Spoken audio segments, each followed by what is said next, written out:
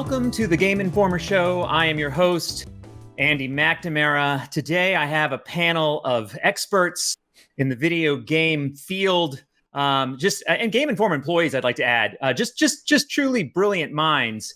Ben Reeves, how you doing? Glad to hear I'm still employed. Yeah, exactly.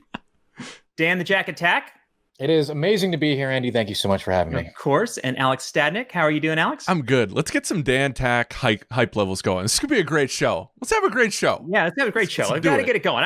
I called you guys brilliant as an attempt to try to get everybody hyped. That was basically it. Did it work? I thought you didn't see my camera or something like that and didn't know it was you guys. I know. But sometimes, you gotta check. You gotta say things. Yeah. You gotta say things. Yeah. So welcome to the show. Today we've got a number of things we're going to go through. First and foremost, we're going to talk about The Last of Us Part 2. Sony put out a new video today, concentrated on gameplay, and the reason that Ben Reese is here is he's played the game, but it was a long time ago. So I thought it was time for a refresher. So basically, today is a big, giant Last of Us 2 refresher. And of course, I have some funny stories to share, some insider info that you may enjoy. And we'll go with that. And then there's also a round of Nate Fox, the creative director for Ghost of Tsushima, has been doing a round of interviews. And so we're going to talk about some of the info he brought, because last week, in case you saw it, the four of us did a special edition Game Informer show where we talked about the 18-minute reveal for Ghost of Tsushima. And then we're going to talk about Deep Rock Galactic quickly, and the little Mafia, and then Crucible from Amazon Studios. Game Studios came out this week. We're going to talk to Dan, who's been playing that game a little bit. And then we're going to get into some community emails. And like always, please, if you enjoy our content, please follow us on YouTube. Like it. If you like it, don't do it if you don't like it. If you hate it, thumbs down. But if you like it, thumbs up. And then, whatever your favorite podcast app is, please subscribe. We would appreciate it if you're listening to this in an audio edition. And also this week, because we're going to talk about Last of Us 2, and we're going to talk about this when I talk a little bit about Last of Us here, is it's kind of crazy roller coaster ride that it's been on, is that there was a leak that happened that is out there, that is full of spoilers. They like to attack whenever you talk about Last of Us. That's where the people who like to ruin your lives go and make comments. So I want to make sure everybody knows, we're not going to turn off comments, but we want you to be extra careful there. There could be spoilers. I would also ask, please, everybody, let's just not be, let's not be hats and do that. Please. Our lives are already ruined. We don't need it. Exactly. We're living under COVID. We don't need Last of Us Part 2 spoilers to really ruin it. So please, please, please be cool. That's all I ask. But I did want to warn you that you should be careful, because there are people that like to ruin other people's parties. So let's get to the content. Yay. Okay, so I'm going to start this one with a story, and then we're going to get into some of the backdrop. So a very cool moment for me personally was in December of 2016, back when they used to do the PSX, the PlayStation Experience. I was asked, like, kind of last second, like, hey, do you want to do a panel on The Last of Us Part 2? And I was like, yeah, I want to do that. So number one, that YouTube video is out there. You can check it out. It's on PlayStation's YouTube channel. But I got a chance to do a panel with Neil Druckmann, Ashley Johnson, and Troy Baker. And I just want to say that was a really cool moment. Those two do such a great job of playing Ellie and Joel. It's kind of the heart of this series. And I think it's something I just wanted to bring up. That was a really cool moment. Now, if you watch it, I couldn't hear an answer on stage. There was an audio problem where I couldn't hear anything, and it cracks me up. This is the good part of this, is that after I was done, I was like, I think they're pretty good. You know what I mean? Like, of course, they never invited me back, so maybe I didn't. There's always that possibility. But I was like, considering I couldn't hear any of the answers, I think I pulled that off. And of course, Naughty Dog is classic. They don't answer any questions, right? So I couldn't really ask anything too deep kind of thing, but it was fun to catch up with those guys. Everyone's super nice, by the way. But when I was done, I looked on Twitter to see what people said. And Laura Bailey, who you may know from like Critical Roles, played a bunch of great characters and voice acting in games. She did a tweet that made me laugh. She goes, so crazy that they got Steve Carell to moderate this panel. So there you go. There's your weird story from me that I was called Steve Carell by Laura Bailey when I did a panel for Last of Us at PlayStation Experience, which I miss. I miss PlayStation Experience. I hope that comes back someday. Those were a lot of fun. And she was joking, I assume. Like that was just a weird joke from her. I don't know. I don't think it was a joke. I don't think it was a joke either. Huh.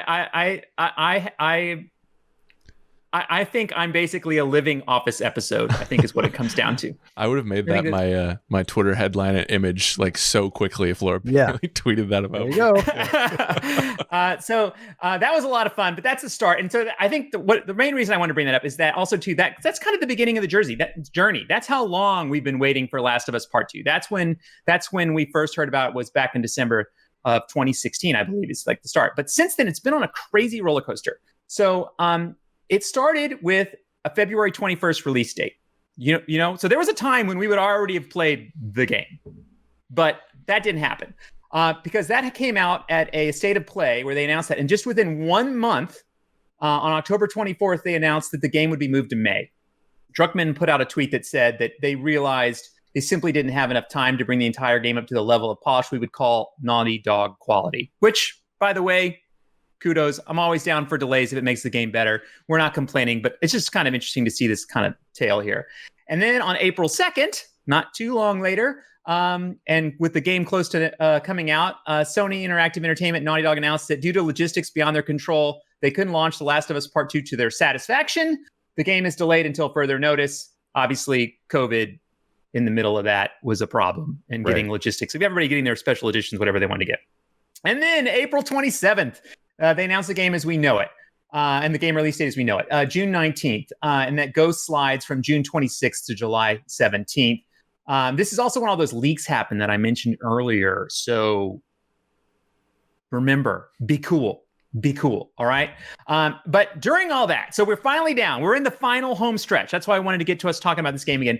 They also announced, which I thought was interesting, that The Last of Us writer, creative director Neil Druckmann and acclaimed Chernobyl creator Craig Mazin are teaming up for an HBO series on the hit video game. So it's coming to HBO, or at least it's planned to come to HBO. I mean, sometimes these show, How many video game IPs have we heard are going to be movies or shows or something else, and they never happen? They never happen. Yeah, it happens. But like Chernobyl's, did you guys watch Chernobyl? Yes. Oh, hell it's yeah. Incredible. Yeah. It's really good. Yeah. Like it's really good. And the attention to detail was through the roof. Neil has always been an amazing storyteller. So like, I get pretty excited about that news. I mean, I hope that gets done because I think that would be pretty crazy to see. And so, but we don't have any kind of date for that whatsoever. So fast forward to now, Sony's blog has started doing a series of YouTube videos that are like last week they did the story. This week they did gameplay. And I watched that again. I was like, hey, let's talk about Last of Us. And that's why we're here. So Ben, you got a chance to play this, back in November or October? Like when did you play this game last? Yeah, it was a while ago. It was before the original February release date. It was kind of in their lead up to like, hey, the game's coming out pretty soon. Let's do some press. And I think at the time, that was the idea. It was like, this is going to be our last hands-on. And actually, it still has been. So the last time anybody had the chance to play it, yeah. And I walked away pretty impressed. You can go back like 6 months and listen to that talk. But even 6 months later, I'm still like impressed. And I'm still really excited for the game. I put that up there with Last of Us up there with Cyberpunk as like, those are the games I'm most excited about right now. And I can't, and Last of Us is only like 4 weeks away at this point. So I'm really excited to play it. It feels really good. It felt, when I played it, felt just as tight as the first Last of Us. They had added some extra layers of polish, but it felt like a game that I could have the whole thing and play. And like, it seemed polished enough to come out at the time. I'm sure there were things they're working on, obviously, but yeah, I think so too. So one of the things that they just did a trailer recently. In the last trailer, it was funny. Ellie did not look good. Like Ellie looked beat up. Like she like bloodied face. People were coming out like Ellie's got a journey ahead of her that is not messing around. And the other thing too, I noticed, and I'm saying this from the guy that's got this COVID hair and this bad beard at the moment, is that Joel looked old. He looked tired in that video too. Like those two have been through a ringer in this last trailer. And then that trailer has so much violence. So much violence. And it even reminded me of well, actually, I think it was called the second teaser trailer where they did the hammer scene. You guys remember the hammer scene? I just rewatched it and I Nobody. Yeah. Yeah, I mean, it's like clip her wings. Yeah. And you're like, clip her wings? What are they gonna? Oh my She's God. not a butterfly. Oh no. Yeah. But is she a firefly? Could be. We don't know.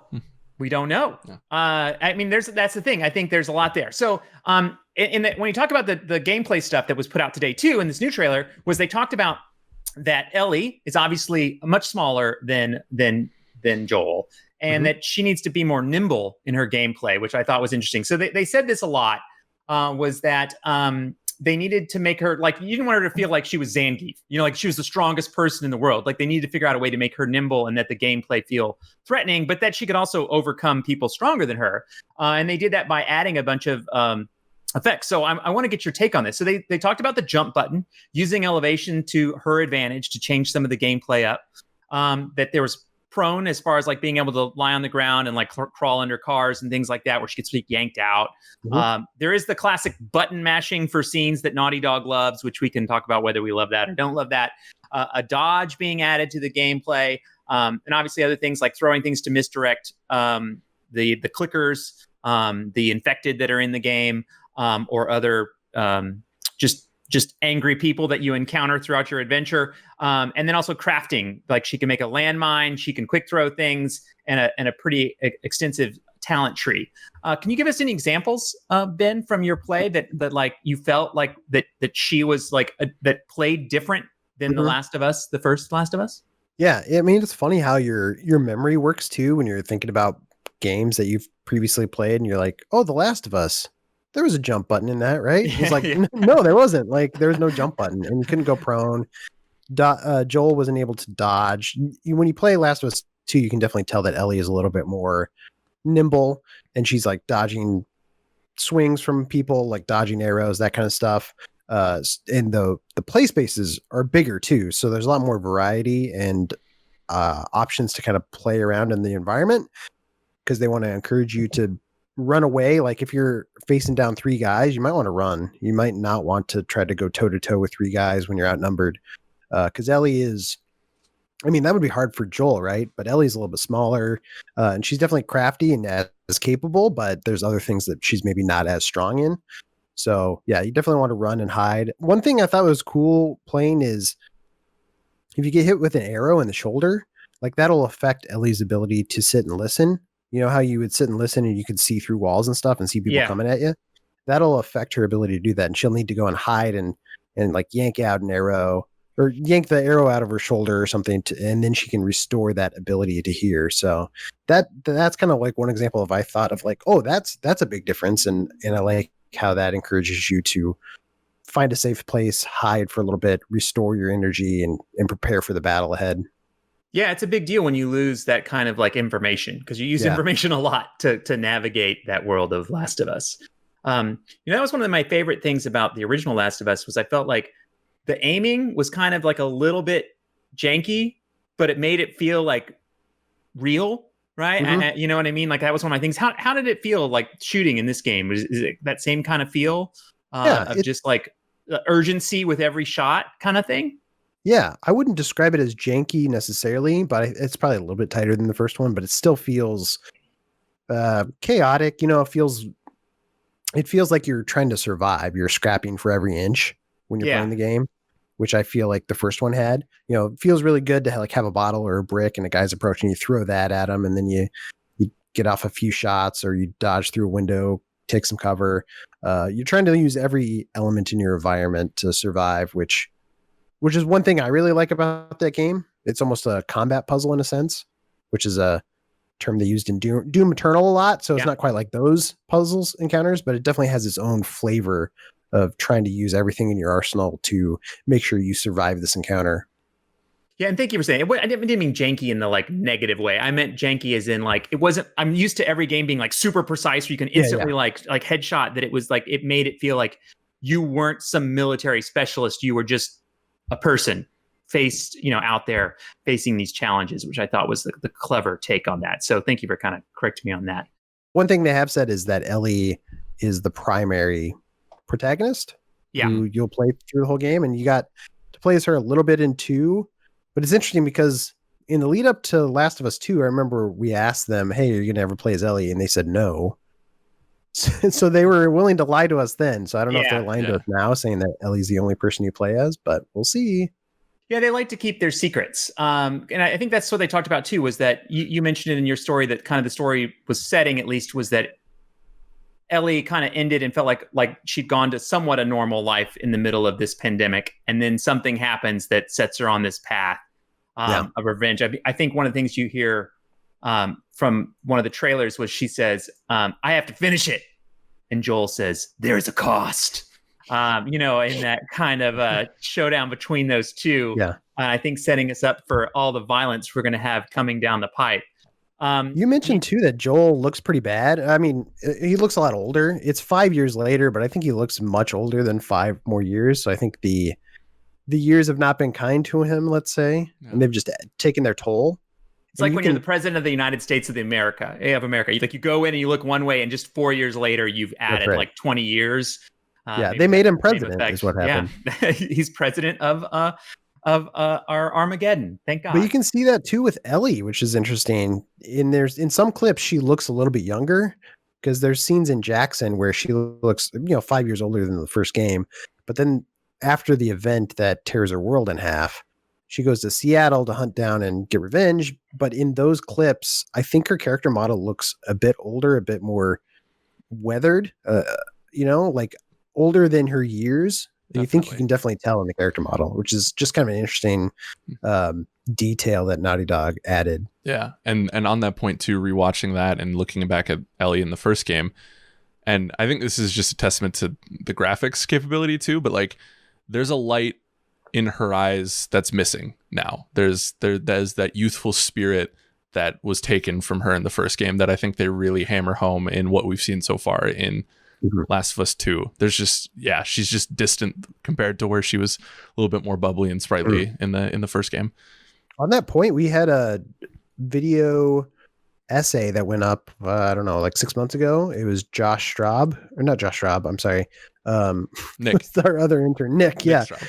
Who is a great guy who put up a video. One of our best interns. I don't think we've ever had a better intern. No, especially not that semester. Yeah.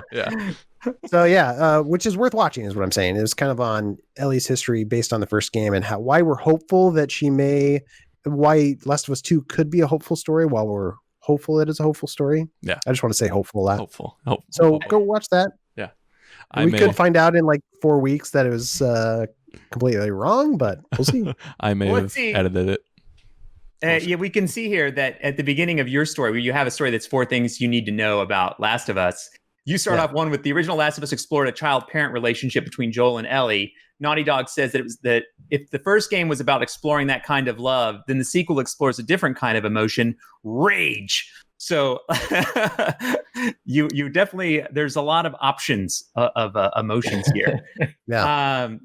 Which I thought was interesting too. In the video they showed today, the group, I think, kind of hammered home many times that the gameplay was about putting you in the shoes of Ellie. Both Kurt and Neil mentioned that multiple times, and that everything in the game comes out of the story, that you have to feel that pressure of survival, right? To understand the situation that Ellie's in, which I think is pretty interesting. So, and I know that the game, they've warned that it's fairly heavy in tone, I think, across the board. So they said it. Neil Druckmann said it was maybe more divisive than the first one, even, which I thought was interesting, because I remember, especially the end of the first one was very divisive among fans. Yeah, I know. I had an opinion on the end. I think I was in the minority. I think a lot of people really liked it. I think I was on the thing of like, I thought it was fine. I have a weird thing. This is weird. In that I kind of wanted it to be like more disastrous in the first game. Don't ask me why. Had to get bigger. It wasn't bad enough. I don't know why. I there was something that I kind of started as I was playing through it. I thought they were going to get really, really, really really dark, right? Like at the end of that game. And so I kind of built up my own like kind of expectation, I think. But I think, you know, that's an example of good art, that like people start to like push what they imagine onto it. You know what I mean? That like what they expect out of it. And so I didn't judge it for that. I just think I've always said this to some degree, and maybe this is bad too, but like I kind of wish Naughty Dog would make these kind of games as like one-offs. I know that sounds ridiculous, and maybe this is kind of with Last of Us Part 1 and 2, that this second is like maybe the end of The Last of Us. But I've always loved how Naughty Dog did, like, we did Crash, and now we're done with Crash. We did Uncharted, now we're done with Uncharted. I like how they kind of move on. And I think they tell such interesting stories and create such interesting gameplay. I always just like, I would love for them to always be exploring new IP and like creating new characters and new worlds, just because I think they do so much great work in that. But I totally understand creating characters, creating worlds, creating story. That's a ton of work. And if you did that for every game, that gets a ridiculous cost. But you know, even it's just like if they had moved on after the first Last of Us, like they never would have given me some of my favorite games. Like, you know, I love Uncharted 2, and even after 3, they said they were done with 3, and then they put out 4, which is another one of my favorites. So like, yeah, I agree with you in one sense, because when I played the first Last of Us, I finished it and I was like, I never need another one of these. Like, don't even return to this, because I don't want you to. But I'm hoping I eat my words too, because I'm really looking forward to The Last of Us Part 2. Yeah, so am I. And you know, and I agree with you. Like I was Uncharted 4 is one of my favorites, and I think at that point they were kind of like, I don't know if we want to do these anymore. And you're like, no, don't ever stop. But you know what I mean? Like it's definitely both sides. So since we are accused Sony ponies, well, we just spent so much time on a Sony exclusive, of course. Yeah. What else could we be?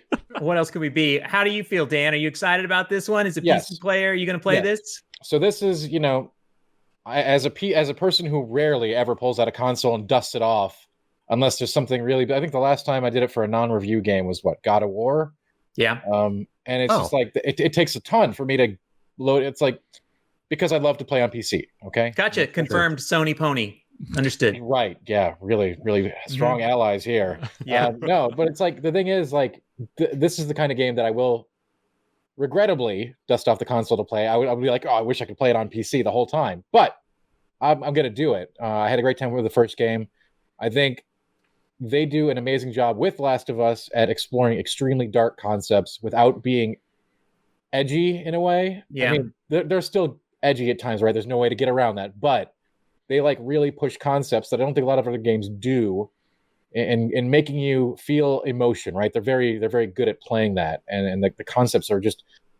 I don't know if this is the topically the best time for this game to release. Yeah, but I like it that games have a huge, broad range of things, emotions that they can make you feel, and a game doesn't, as you know, one of the famous quotes is, you know, the game doesn't have to be fun, right? Yeah, it doesn't. It has to, but if it has impact, right? Like if I feel something while I'm playing that game, that to me is way better than just, you know, a snack game, something like where it's just like, okay, I beat up 10 guys and I move to the next screen. I beat up 10 guys, move to the next screen.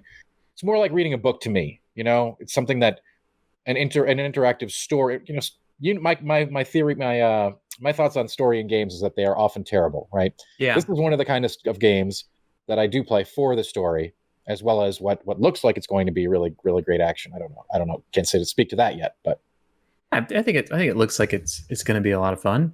How about you, Alex? You excited? Oh yeah, like Ben said, Cyberpunk and Last of Us are probably my big two until we find out more about the year.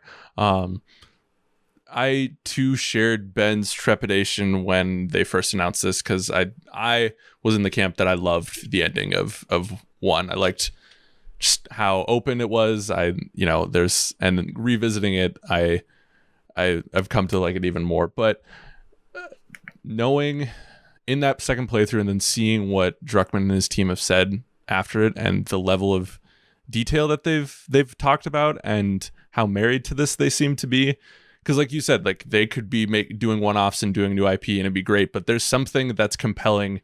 I mean, money is great, but like on an artist level, there's something compelling them to add more to this story. Like, I don't know if Neil had this idea already, you know what I mean? Like, or if it just came to him after, but everything seems to be on par, at least messaging wise, with the first one. So and Naughty Dog hasn't really made objectively bad game in like 15 years. I think they have a pretty good track record.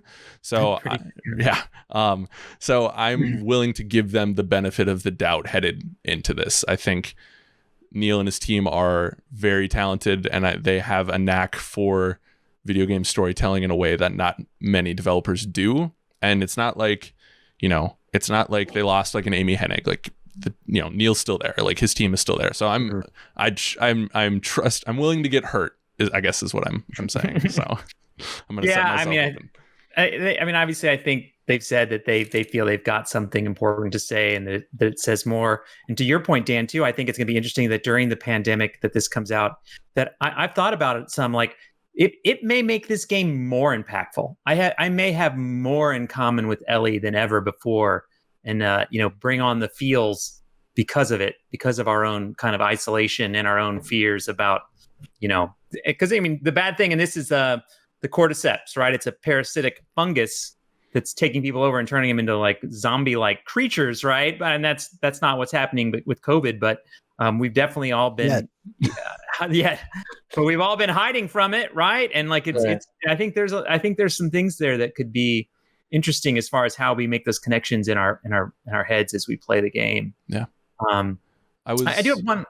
Go ahead, Alex. I was just gonna say I was curious. They talked in the inside the game, either the gameplay or the story video, about how they're opening things up and there's going to be story moments that people just don't see if they're not thorough enough. Yeah. Do you guys like that? Or because that was the only minor red flag for me watching that, was like I love the idea of emergent storytelling, and I think they could do it really well. But also, one of the strengths for me, the first one, was how tight and focused that narrative was, and there was just, it took you on the exact journey it wanted to take you on. So I don't know. Do you guys like the emergent stuff? Do you not in something like this? By the way, it's funny. That's exactly the question that I was going to bring to Ben. Sorry. So just so we were on the same page, that was something that stuck out to me, because they do say that that they wanted the talent trees to offer real rewards and real choice, right? And then also too in the world that they wanted to have that ability to for it to be more open, for there to be more space to explore and things that you could miss. To your point, Alex. First off, I would like to know, Ben, did you get a chance to see one of these bigger spaces? Are they bigger? Like, to Alex, am I going to be able to miss something like Alex says? Did you see one? I definitely saw some big spaces, a couple of them. I saw some in Jackson and Seattle, and they are much bigger than the first Last of Us.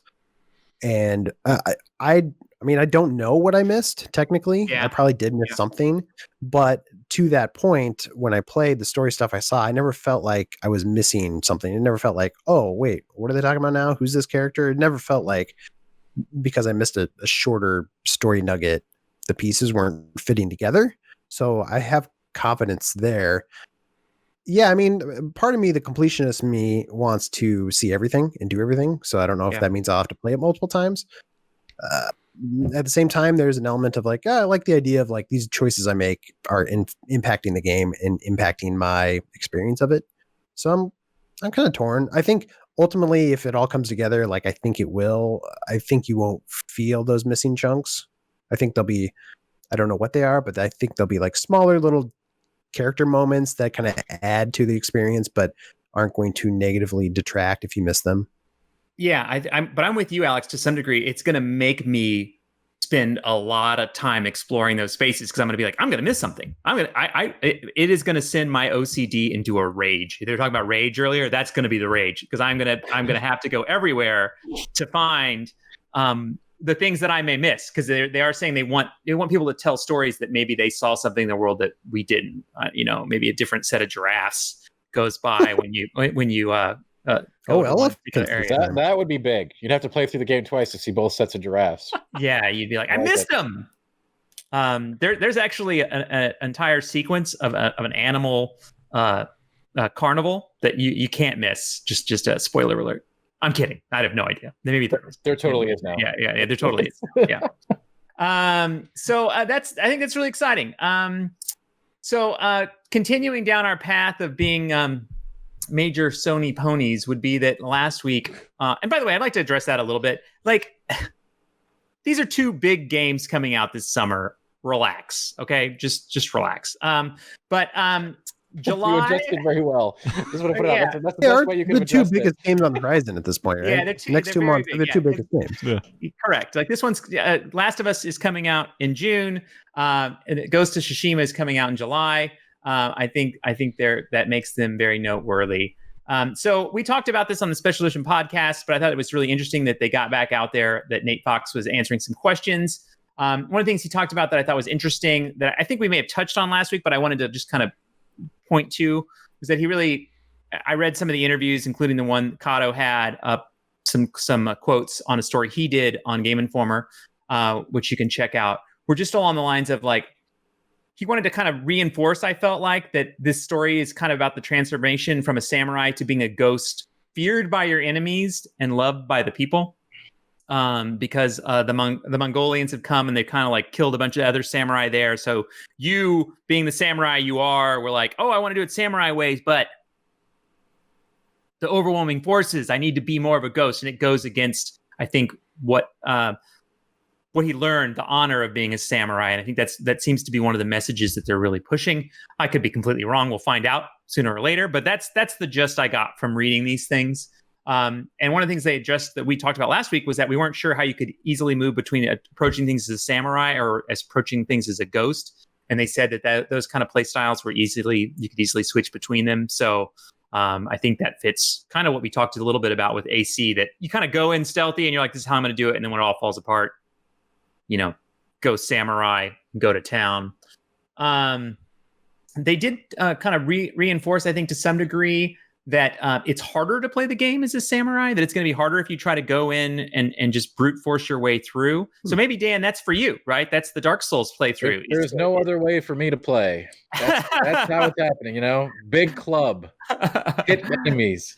They also talked about that the kind of dual mode 1v1 that they had is something they didn't have in the demo that they kind of wish they would have, which would be that it has a different set of controls. But once you get out of that kind of dual mode 1v1, which will be more about being kind of exact and like a real samurai showdown moment, that once melee starts, the standoffs can't be initiated anymore. That kind of goes on. So that explained that a little bit, that they would be kind of, I don't know, a mini game. What would you call that?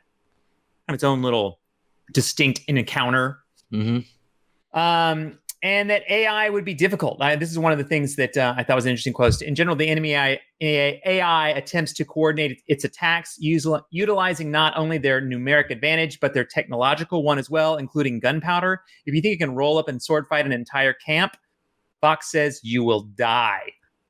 So that's interesting. Take that, Dan. Yeah. Yeah. Well, there's ways to do it. I don't need to, just pull them out one at a time. We'll be all right. We'll figure it out. Well, I think there's usually it's probably a difficulty. You can probably make it where you could play it wherever you wanted to. But yeah, it'd be interesting to see how they address that. And I think they addressed, like, they really want exploration to not have markers in the world and make it feel open. Though I did feel like there were a fair amount of markers in the demo, but I guess until we see the whole game and the whole game world, we won't really know what that represents. But I think they do really want you to listen to your environment and what's going around you. Did you guys hear anything or pick up any news pieces I may have missed there? Covered them. I also read Kato's piece that's online right now, and I thought it was a good overview. Kind of has a few of those, the nuggets you mentioned, but it's worth reading if you just really want to go on a deep dive and are hungry for more Last of Tsushima content. Tsushima? Yeah. How do I always mispronounce it now? Yeah, Tsushima. Tsushima. Also, did you say Last of Tsushima? Is that what I heard? Or did you part 2. Yeah, part 2. Yeah, part 2. Yeah. Not yet. We got to wait for that one. Yeah. But definitely there was a lot of excitement on the comments from YouTube last week about the game. I saw a lot of people that this really changed their level of investment in it. Yeah. I'm very hopeful in this one. I hope it's great. I will say this, man, I don't know. Would you want to follow up The Last of Us Part 2 1 month later? Absolutely. Why not? No. Right now, in today's environment, yeah, sure. You would? With the way things are, people will be looking for an experience with a game that I think that you win in a more traditional sense, because I don't know how The Last of Us is going to turn out, but I have a feeling it's not going to be a happy tale. Right? Yeah. So something more cheery and more like traditional sword slinging and all kinds of stuff like that, instead of just a very what is likely going to be a great, impactful experience, but will be potentially heartrending in multiple, like that is not going to, people might want a different style of game. And that's, I think it is interesting that we're saying this story about a Mongol army invading an island and slaughtering the population might be a little bit more a step up. Yeah, step up from last. But you're playing a hero in a world where you can do heroic things. There's a difference, Reeves. Okay, it's not like Ellie's a hero, Dan. Yeah, but I'd wager she's going to do some non-heroic things as well as heroic things in this tale of. There are no heroes. Pretty dishonorable, us, right? I don't know if you saw that trailer. Yeah, you could play dishonorably. That's what they called like being a ghost, essentially. Sure. We talked about Naughty Dog's pedigree. There are foxes and birds and fun stuff in Tsushima, all right, and wind. Okay, so there. Yeah, no wind in Last of Us. What I will tell you is not in Ghost of Tsushima is that shirt, that duck shirt that you put on Twitter earlier this week, and I mocked you for. I noticed you wore it today. I want to make sure I called that out at some point. So yes, neither of these games are as fun as Dan's duck shirt. By the way, if you missed it on Twitter, Andy gave me a great burn, and it only took him like 2 seconds to come up with it. I thought it was amazing. I liked it immediately. Yes, what I told Dan was that I asked him if he was a PlayStation 3 demo, the famous duck demo that happened multiple times. His shirt it's a very happy duck shirt. Yeah, it's and by the way, bold choice to wear that with the jacket. You do look like people would get really upset if I didn't have the jacket too. They kind of clash with each other. They're not supposed to go together. It's just one or the other. But for the one time only, I figured we'd bring them both on. You do look like a Second Life avatar. Who says I'm not? Yeah. You never dressed this stylish though in the office. Like I don't know. Things change. Reeves. Things change. Barely. Man. I like it that Dan, like in isolation, is like, I'm gonna get dressed up for the show. That's where he's got it at. That he's shopping online, being like, what shirt can I get for this week's podcast? So more power to you, Dan. You're not wrong. I bet he's not wearing pants though. No. Let's not find out. Let's not find out. Moving on. So one of the games that's been talked about in the office a lot this week has been Deep Rock Galactic, which, by the way, I feel like came into early access a long time ago, Dan, right? Like years or a year? It's been well over a year. I don't know what various points of early access, but it's been a long time in early access. Yes, it's been a long time. But this is finally, it has come to it's launch ready. 1.0. There's more stuff coming, by the way, but yes, so it is launched officially as of last week on the 13th. Yeah, and so Matt Miller is working on the review, and he's suckered me into it. I downloaded it yesterday to play some games with them. Of course, I did not get a chance to play games with them, but I made it through the tutorial and played it some. Dan, you've played it some. Ben, you've played it some. Mm-hmm. Dan, why don't you give us a quick overview of this? Because it's a meaty co-op game. It is, and I would say you can play it solo, but this is a game that really you shouldn't play without co-op. Luckily, it's very easy to pick up and play with other groups online, like just with a quick join random group button. And most of the time, especially if you're new to the game, they're going to be way better than you and just carry you anyway. So that's great, and you're going to have a good time. But I wouldn't try to play this game as any kind of solo experience. What this is like you pick different missions and stuff, and you go out as a different kind of dwarf. They're all very boisterous and fun dwarf archetypes. You could be like a driller, an engineer, a gunner, or a scout, I believe are the classes. And you can build them out all kinds of different ways with lots of customization over time.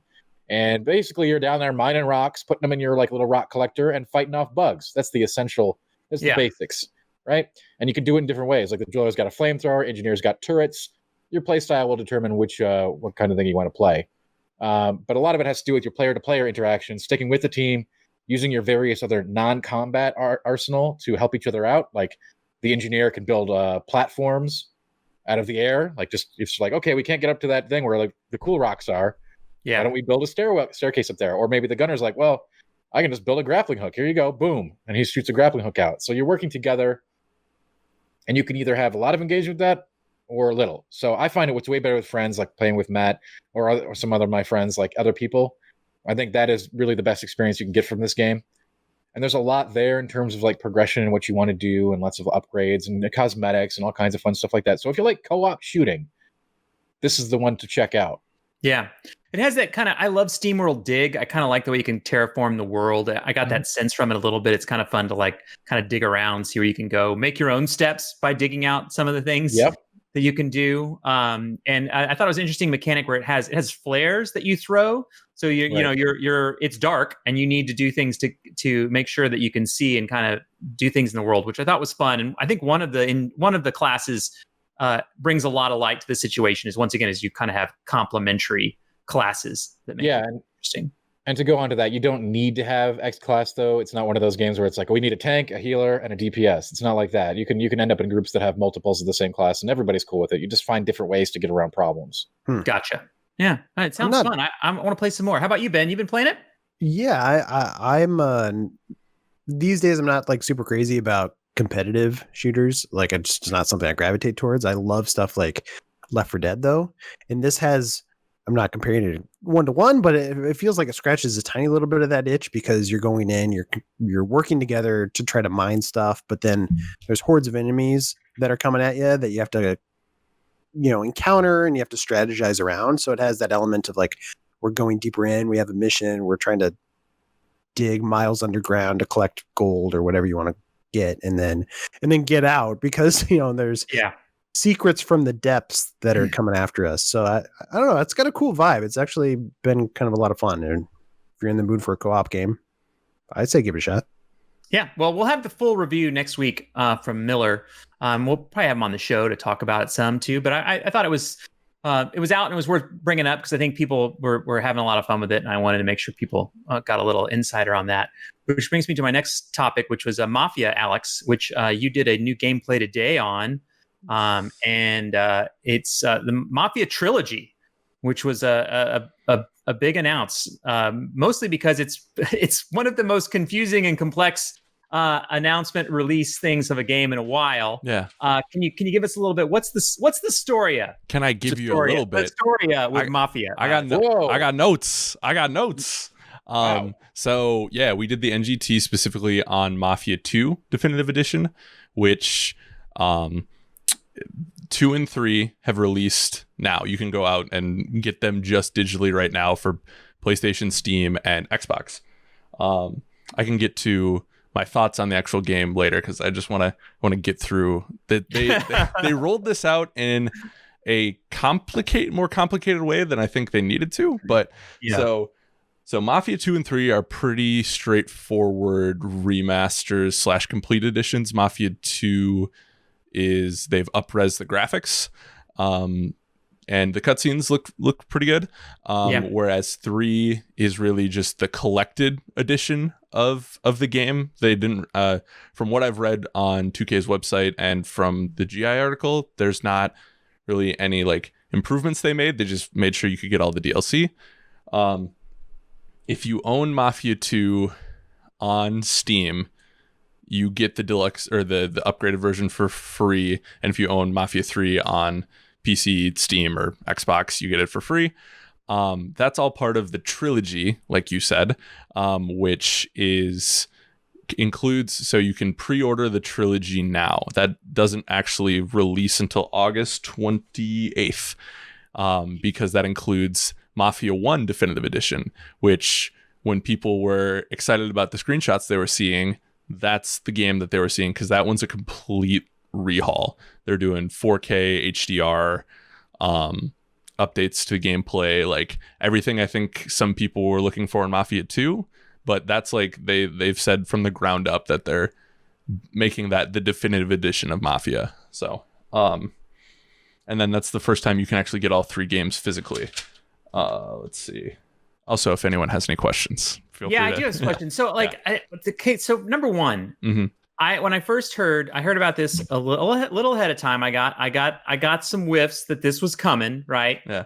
And I was excited, and then I got confused because number one, the fact that Mafia 2 and 3 are out now, and that 1 happens in August, and that's the one that's got all. I mean, basically, that's where all the bells and whistles are, right? Yeah. But if I wanted to play the game or start the series, or if I was unfamiliar with Mafia, which I've never really, I've dabbled in Mafia, but I've never really gone in wholeheartedly into Mafia. Yeah. It seems like to me, the way I want to start it is Mafia 1. It was one. I want to play Mafia 1, and that's the one that's not out. Yeah. And now there's 2 and 3 are out now, which I know they're I get it. They probably stand on their own and everything like that, but my brain cannot break from the fact that I need to do 1, 2, 3 in order if I'm going to do them in any way, shape, or form. So do you have any inkling why they did this, or like from playing Mafia 2, were you annoyed as you kind of went down that path? What do you think about that? So, and Reeves can comment on 3, but when I did the remaster of 2, it definitely felt like a 2010 game.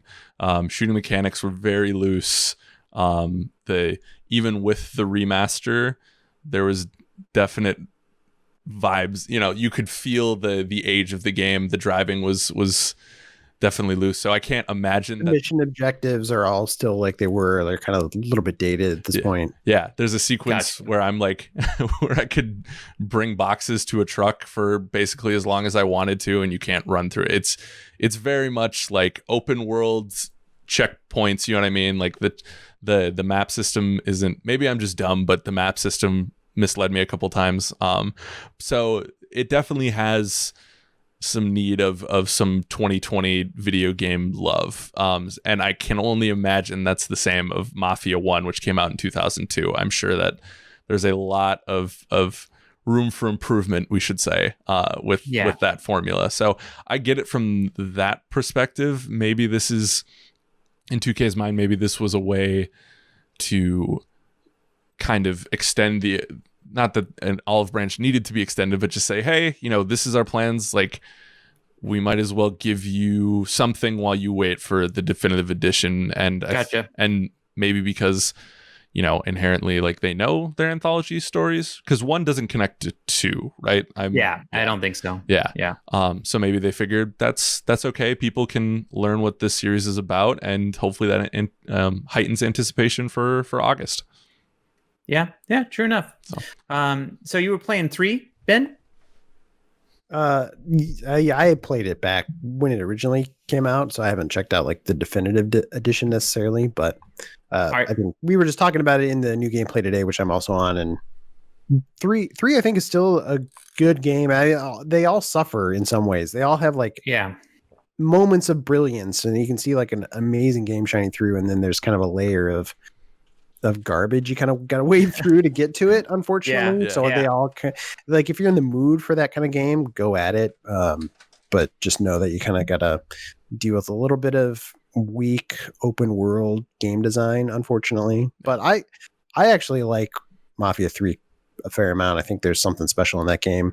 Some really cool storytelling in both Mafia 2 and 3, actually. Some really cool character building and world building.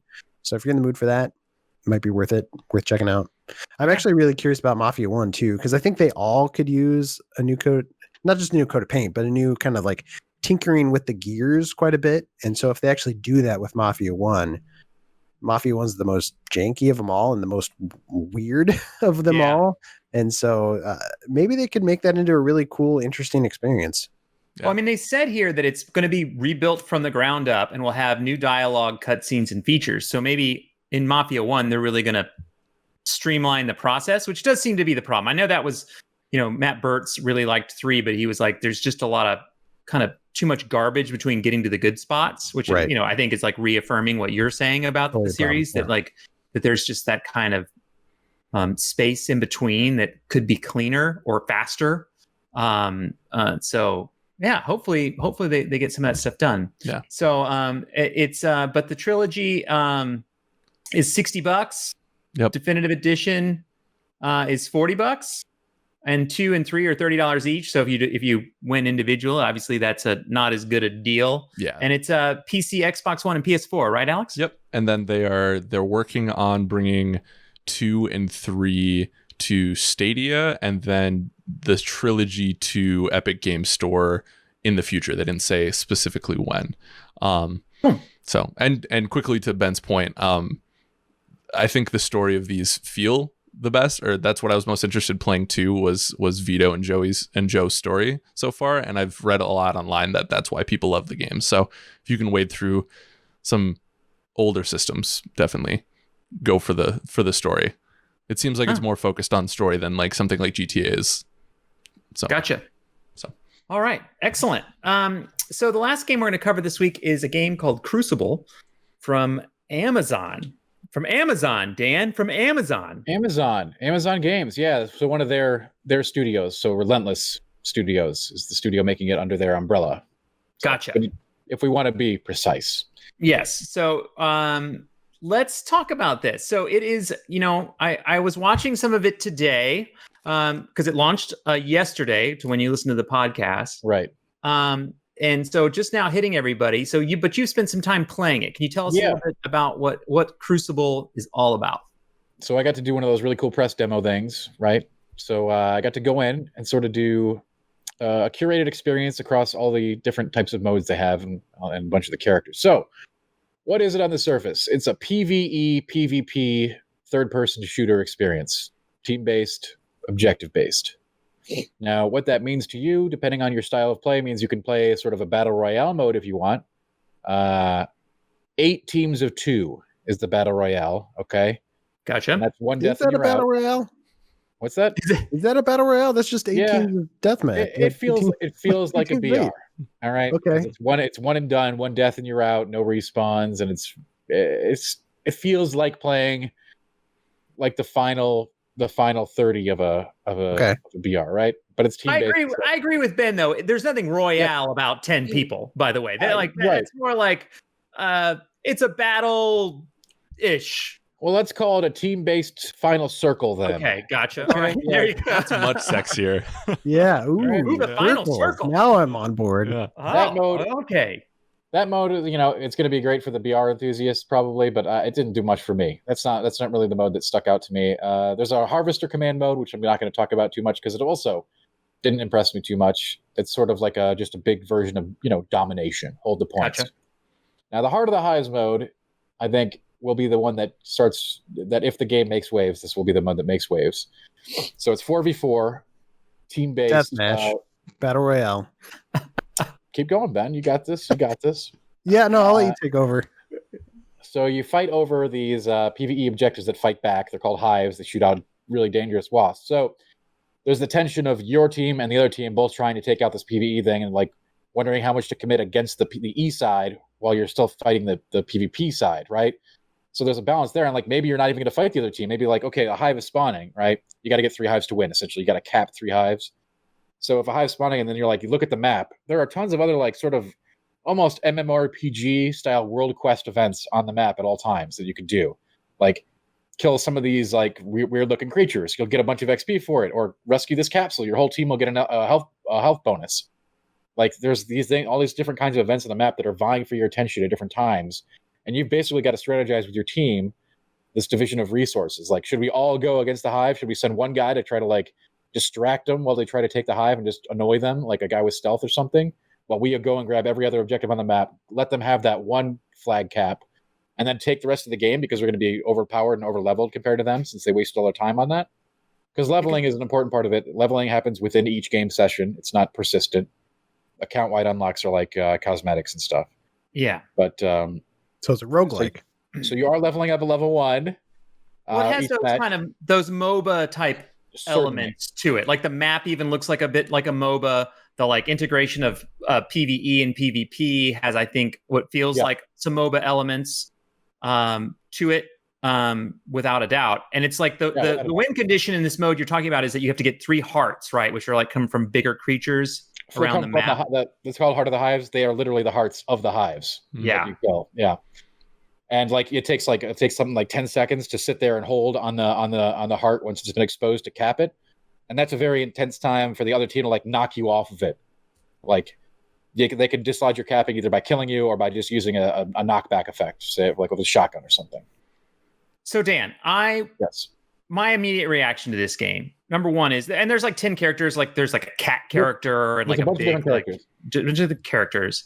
Was that my immediate response was, and by the way, I do think at some point someone is going to make a third person game that has these kind of elements, but I'm like, did no one tell Amazon Game Studios that Battleborn was not that successful and that Paragon moved on? Epic Games was like, Paragon, here, check this out. And they were like, nah, we're not going to do this anymore.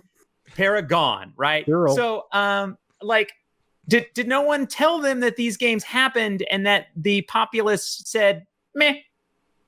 Yeah, I mean, it had fans, by the way. I'm not trying to be a complete. No, Paragon fans still contact me all the time. The Paragon faithful, and they want that game back every day. But they Why do. are they contacting you about and that? there's big fans of Battleborn too. I'm not trying to be completely a butthead, but I mean, if I talk about their acceptance as a larger level, they did not resonate, right?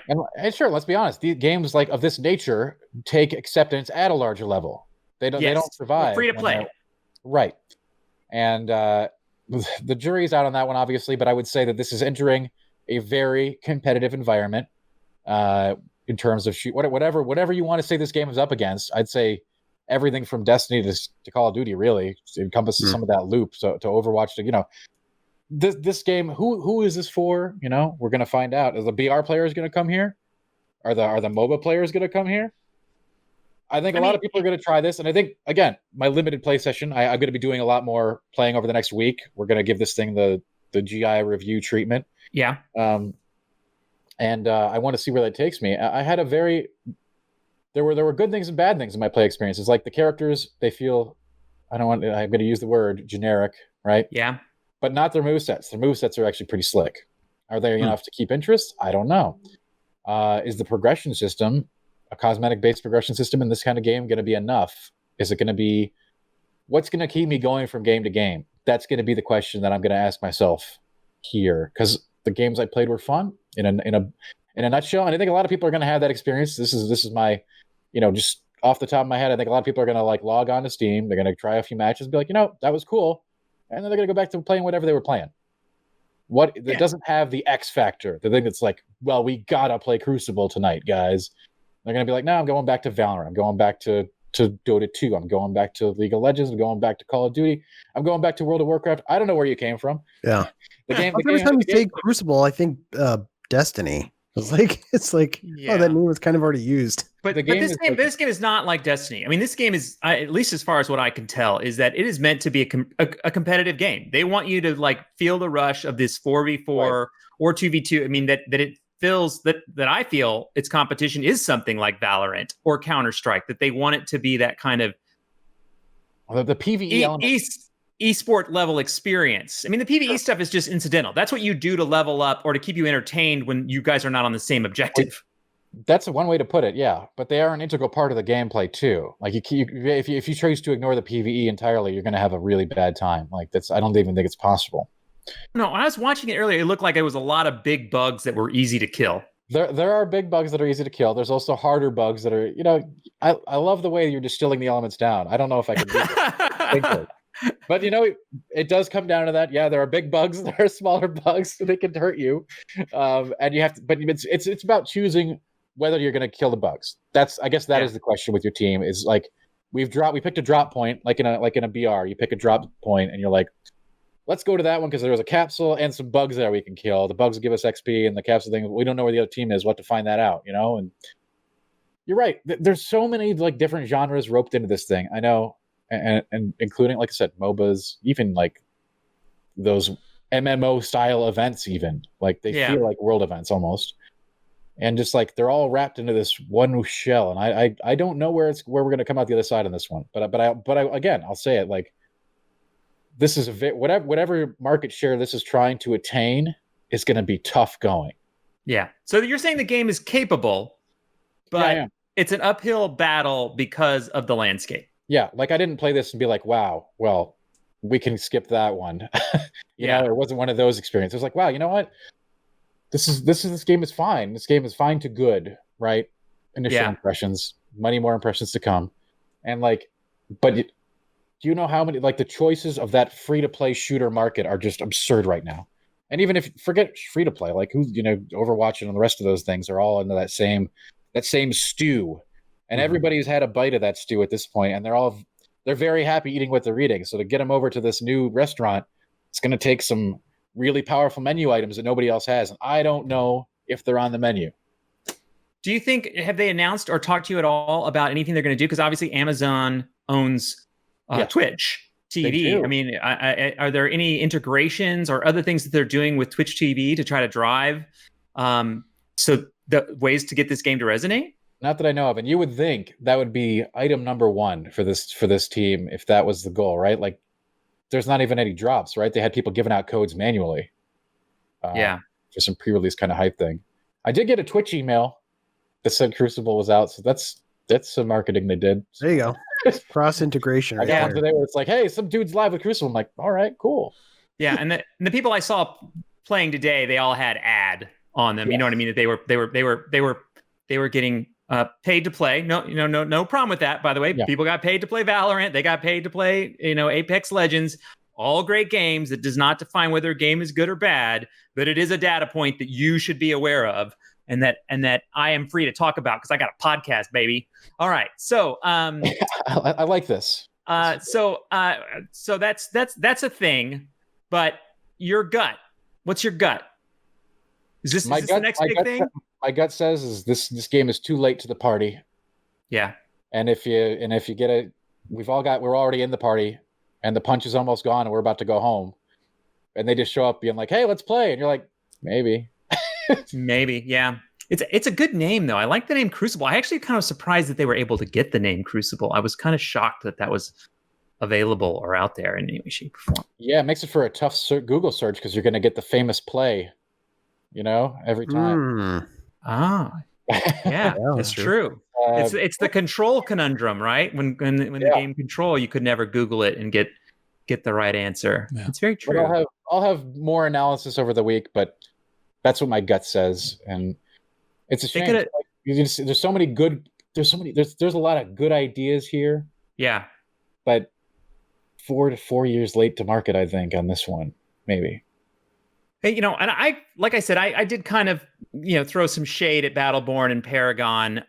But I do believe that there is something to this kind of design, this kind of like almost that kind of like direct control MOBA, where it's not like kind of click based, right. where you use more skill, your FPS skills, or third shooter person MOBA. Yeah, the shooter MOBA. It seems viable to me, but I got to tell you, those two, when I looked at them, didn't look like they were going to be home runs to me necessarily, and I feel like we're still just missing something's missing. Something's still missing from this formula. I don't know what it is, but it didn't strike me as a home run, but it struck me as like maybe like a single or a double. Yeah. But that's not enough to win the ball game. Hey, the consumer will decide, right? That's the thing. That's exactly what I said. I got if you want to know more, I got a pretty great preview over on GameInformer.com. You should check out. And that's the thing. It's free to play. You can go play it, and you can make up your own mind and go, those people on the Game Informer show, they're idiots. This is the best game ever. So I love being called an idiot. So go play it. Tell me how dumb I am, and I will like your comment. So yeah. So and everyone has different tastes, by the way. You know what I mean? So like, definitely keep that in mind. Look at Dan's shirt.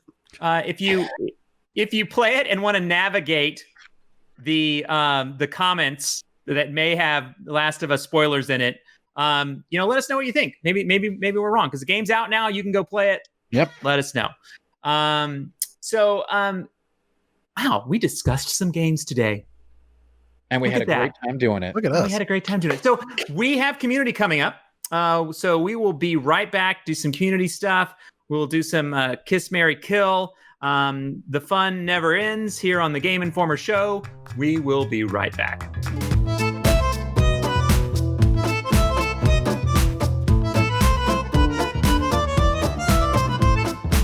Hello, and welcome back to the Game Informer show. I'm your host, Andy McNamara. I have a panel here of people.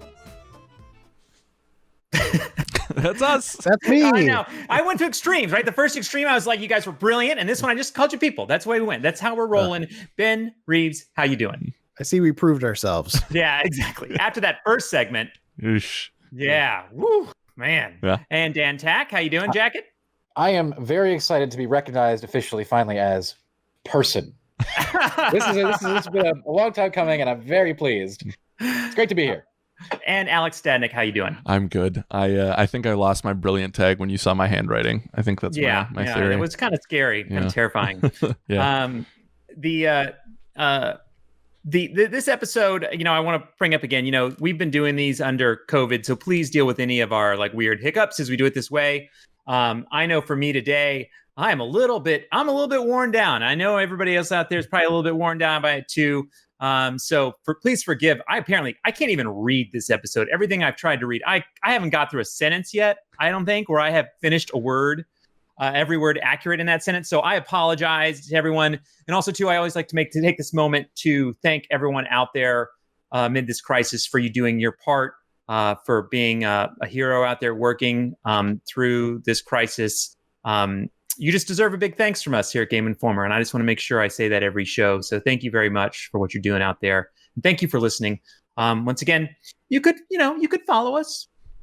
You could like us. You could like this content. You could hit the little bell and get notifications that, oh my gosh, that Game Informer crew did more content. You could do that on your favorite podcast app. You could say, hey, I'm going to subscribe to this. I'm going to subscribe. These guys did over 500 episodes. They must be doing something right. I can't promise that we're doing something right, but we might be doing something right. So if you could, we would really appreciate your support. But let's begin. Community emails. Good morning, GI. I hope you're all staying safe. With the demo of Unreal Engine running on the PS5 out, everyone keeps saying that the PS5 looks better than the Xbox Series X. But isn't this just a game engine demo for a developer? And won't this theoretically look the same on the Xbox Series X hardware? It's not like this is proprietary to Sony and will only look like this on their console, right? Anyway, very, very, very long time listener reader. Keep up the great work. Jake from Surprise, Arizona. Thank you, Jake. Really appreciate the letter. And yeah, it's an interesting conversation. Number one, I love how things work on the internet, by the way, because until this demo came out, everyone was like, Xbox Series X has got 2 more teraflops. It's over. Never coming back. Write her off. And then this demo happens and everyone's like, oh my God, Xbox is in trouble. Oh my God, oh my God, oh my God. Now, first of all, if you go back to previous episodes of the Game Informer show, we talked about both pieces of hardware are powerful. Going off on numbers or demos is not an accurate representation of where things are going or how they're going to play.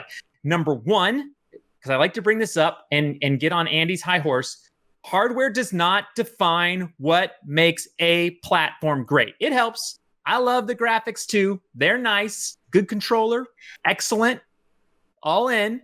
But software is what makes something special. How good you make the games makes something special. And I think we've heard from developers on both sides, particularly first party, that have said, I can take advantage of the hardware that I've got to make great games.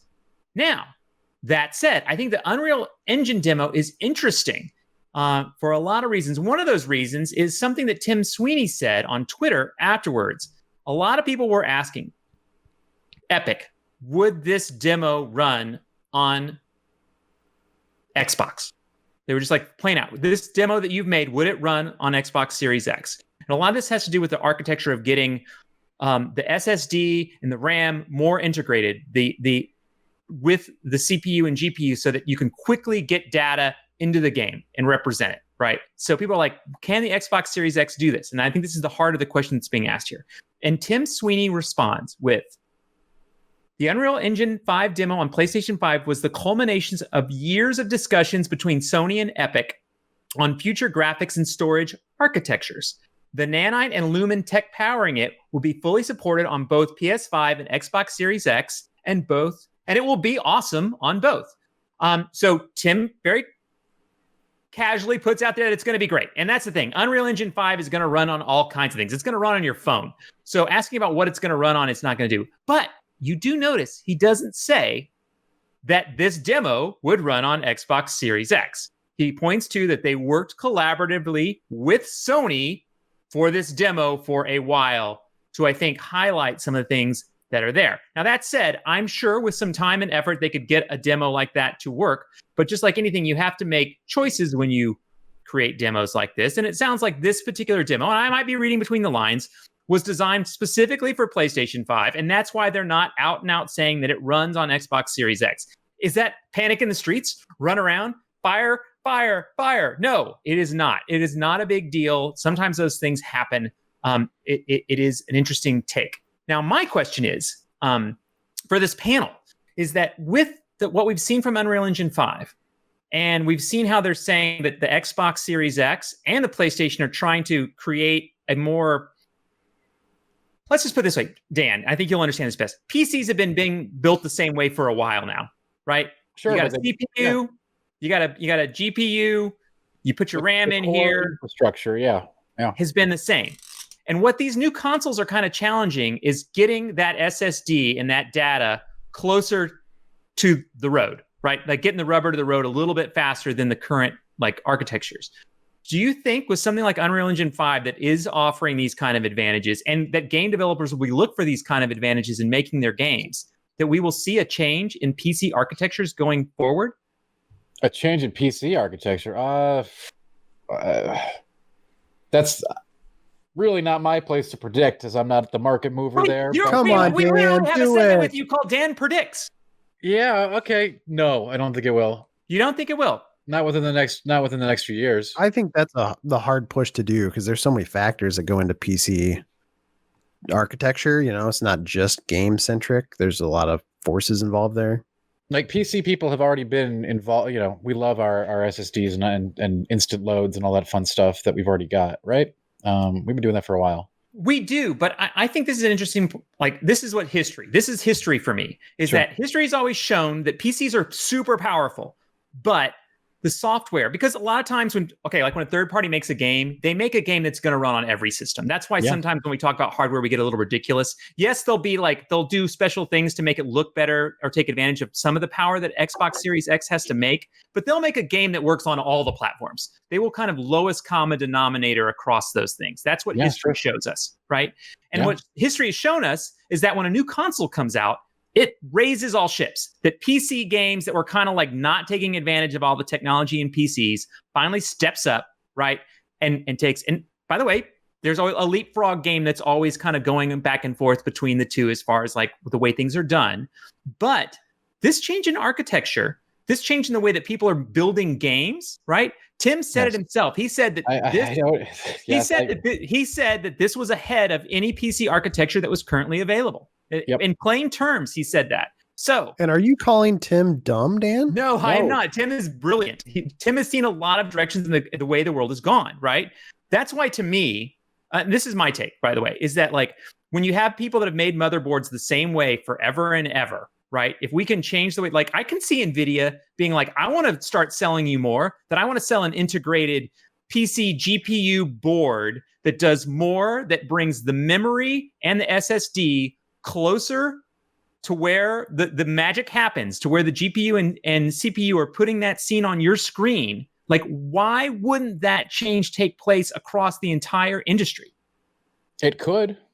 It could. I'm just not saying like that. I don't know when it's going. Who would start that though? Is there a manufacturer that would that be like NVIDIA that would start doing something like that? Like, who would do that? I mean, Intel, NVIDIA, Intel maybe. Does AMD? Intel care as much? I mean, these are people that have been working closely with Sony and this architecture for a while, right? And seeing what these change brings. They work with Unreal and see these changes that Unreal has brought. And Unreal is saying that this change in architecture has enabled sort of some of these new technologies to shine. Okay. Mm-hmm.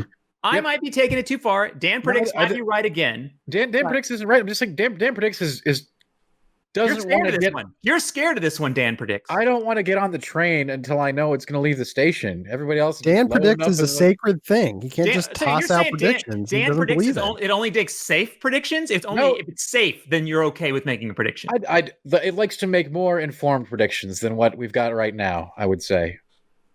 I don't have the all the data that I need to be like, well, this is it. We're all moving forward at the same time. All right. No, fair enough. And I could be completely wrong here, but this is definitely something that I've read into this. Sure. And I think by the way, this is a great question, Jake. And I know Andy's I had another email this week. When I went through the emails, they were like, Andy, you talk too much. I still get that. I apologize. I talk too much. But the thing is, I do think this is interesting.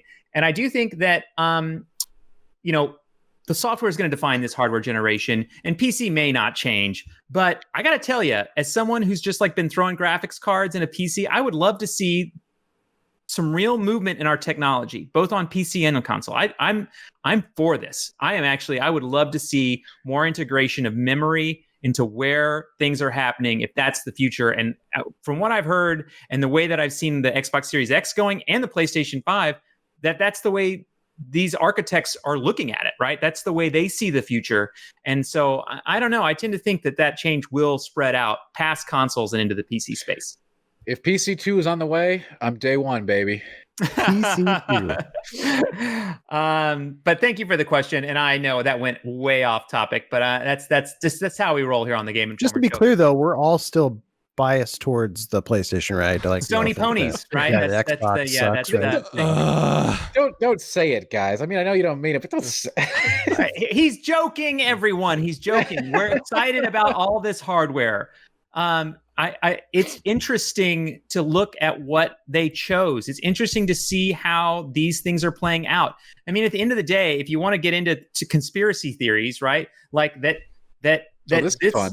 You know, I'm just saying that like they make these deals a long time ago. They've been working with Unreal for a while. This was a planned reveal of the PlayStation 5. Like, let's not be naive. Yeah. Right. You know what I mean? Sure. And a lot of these talking points played into the architecture that Sony is currently building, right? That doesn't make it bad. Yeah. Right? That doesn't make it good necessarily either, right? But it makes it interesting, and it makes it like that's a movement forward in what you're doing. And I did love that this particular demo, more than anything else, was something that sparked people's imaginations about what next generation could be. Sure. Yeah. And right? Like that's good. Right? Xbox Series X, PlayStation 5, PC, whatever it is you play on, this said next generation to people. Well, and what's frustrated me about this whole discourse is not this particular discourse, but like you're basing it off of, like you said, a planned PS5 reveal versus Microsoft showing third-party titles. Like there shouldn't be a comparison there because Microsoft knew this wasn't the conference that they were going to show off their heavy hitters. They knew that this was, call it a soft launch, call it whatever you want. Was it the right choice?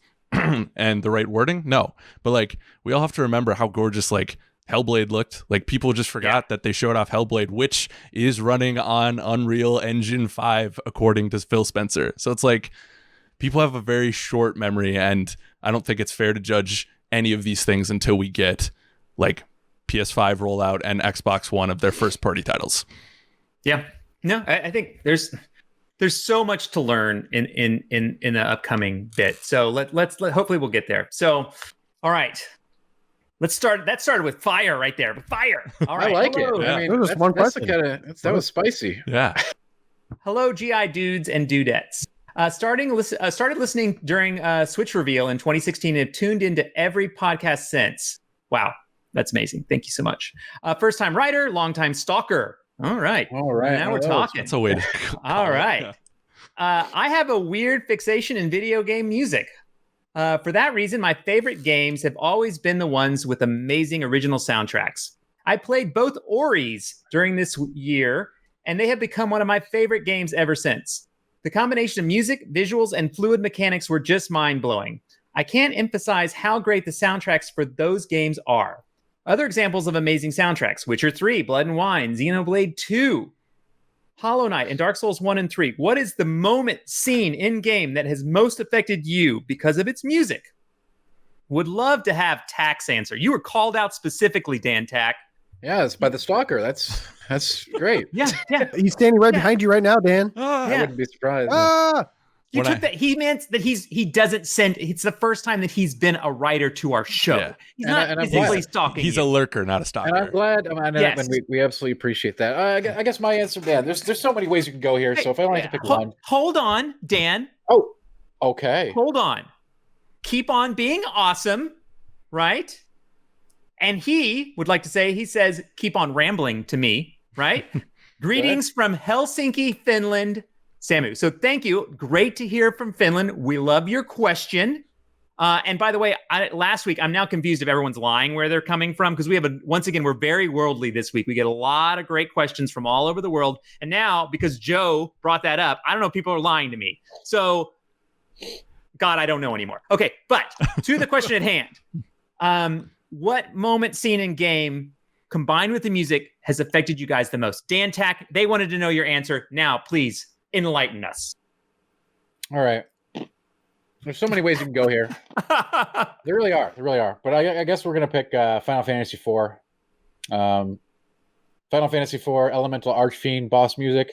Yeah. They really set you up like this fight is going to destroy you. Like you really get the sense this is the first time you're fighting something really, really dangerous, and it's going to kick your ass in the best way. Either that or Final Fantasy IV Golbez. It's always great when you have like a theme that comes with a character that you can know the theme's playing before the character's even on screen. It's So like that can, the Darth Vader's march. It's exactly like that. Yes. Yeah. That's the kind of thing. Final Fantasy as a whole, as a series, like I just want to say, has some of the best music ever. Even the games I don't like have amazing soundtracks. And I think that has been the rule for that series forever. So if you're into game music, you can't go wrong with a little FF. Yeah, there's been, there are an amazing amount of great soundtracks from Final Fantasy. It's just like, I always think about the Sephiroth chorus and a bunch of other things like that. And like the battle music, all those things are ingrained in anyone who's played a lot of Final Fantasy.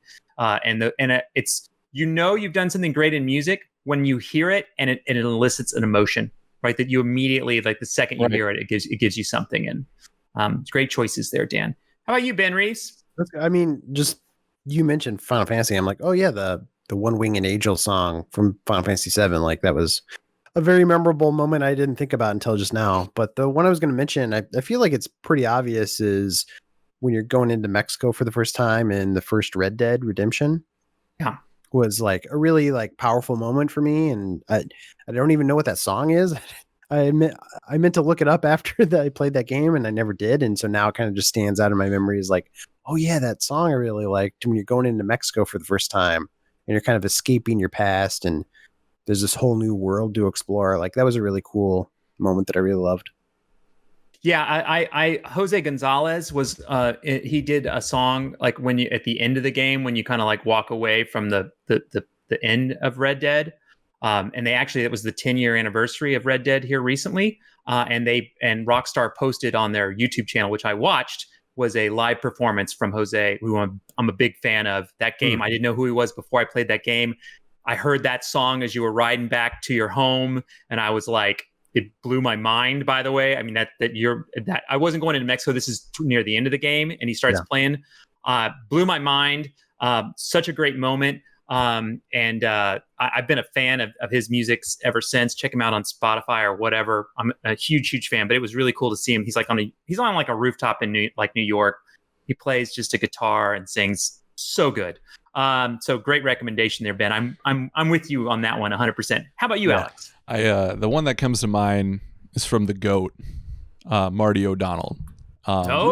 Basically just any like scarab fight in Halo 2 or 3, anytime they really need to ramp things up, just the Murlin mix, the you know what I mean? Just you can't not get hyphy. You know what I mean? You can't get not hyped to go take out this 1,000-foot beast. He just, and especially replaying Halo Reach, like he is, it's not hot take to say he's one of the best ever, but like he not only does he do the bombastic, like exciting, bad stuff. Yeah. There's such a mix of melancholy and dread in the Reach soundtrack that it's so palpable and it just underscores everything so perfectly. Specific moments.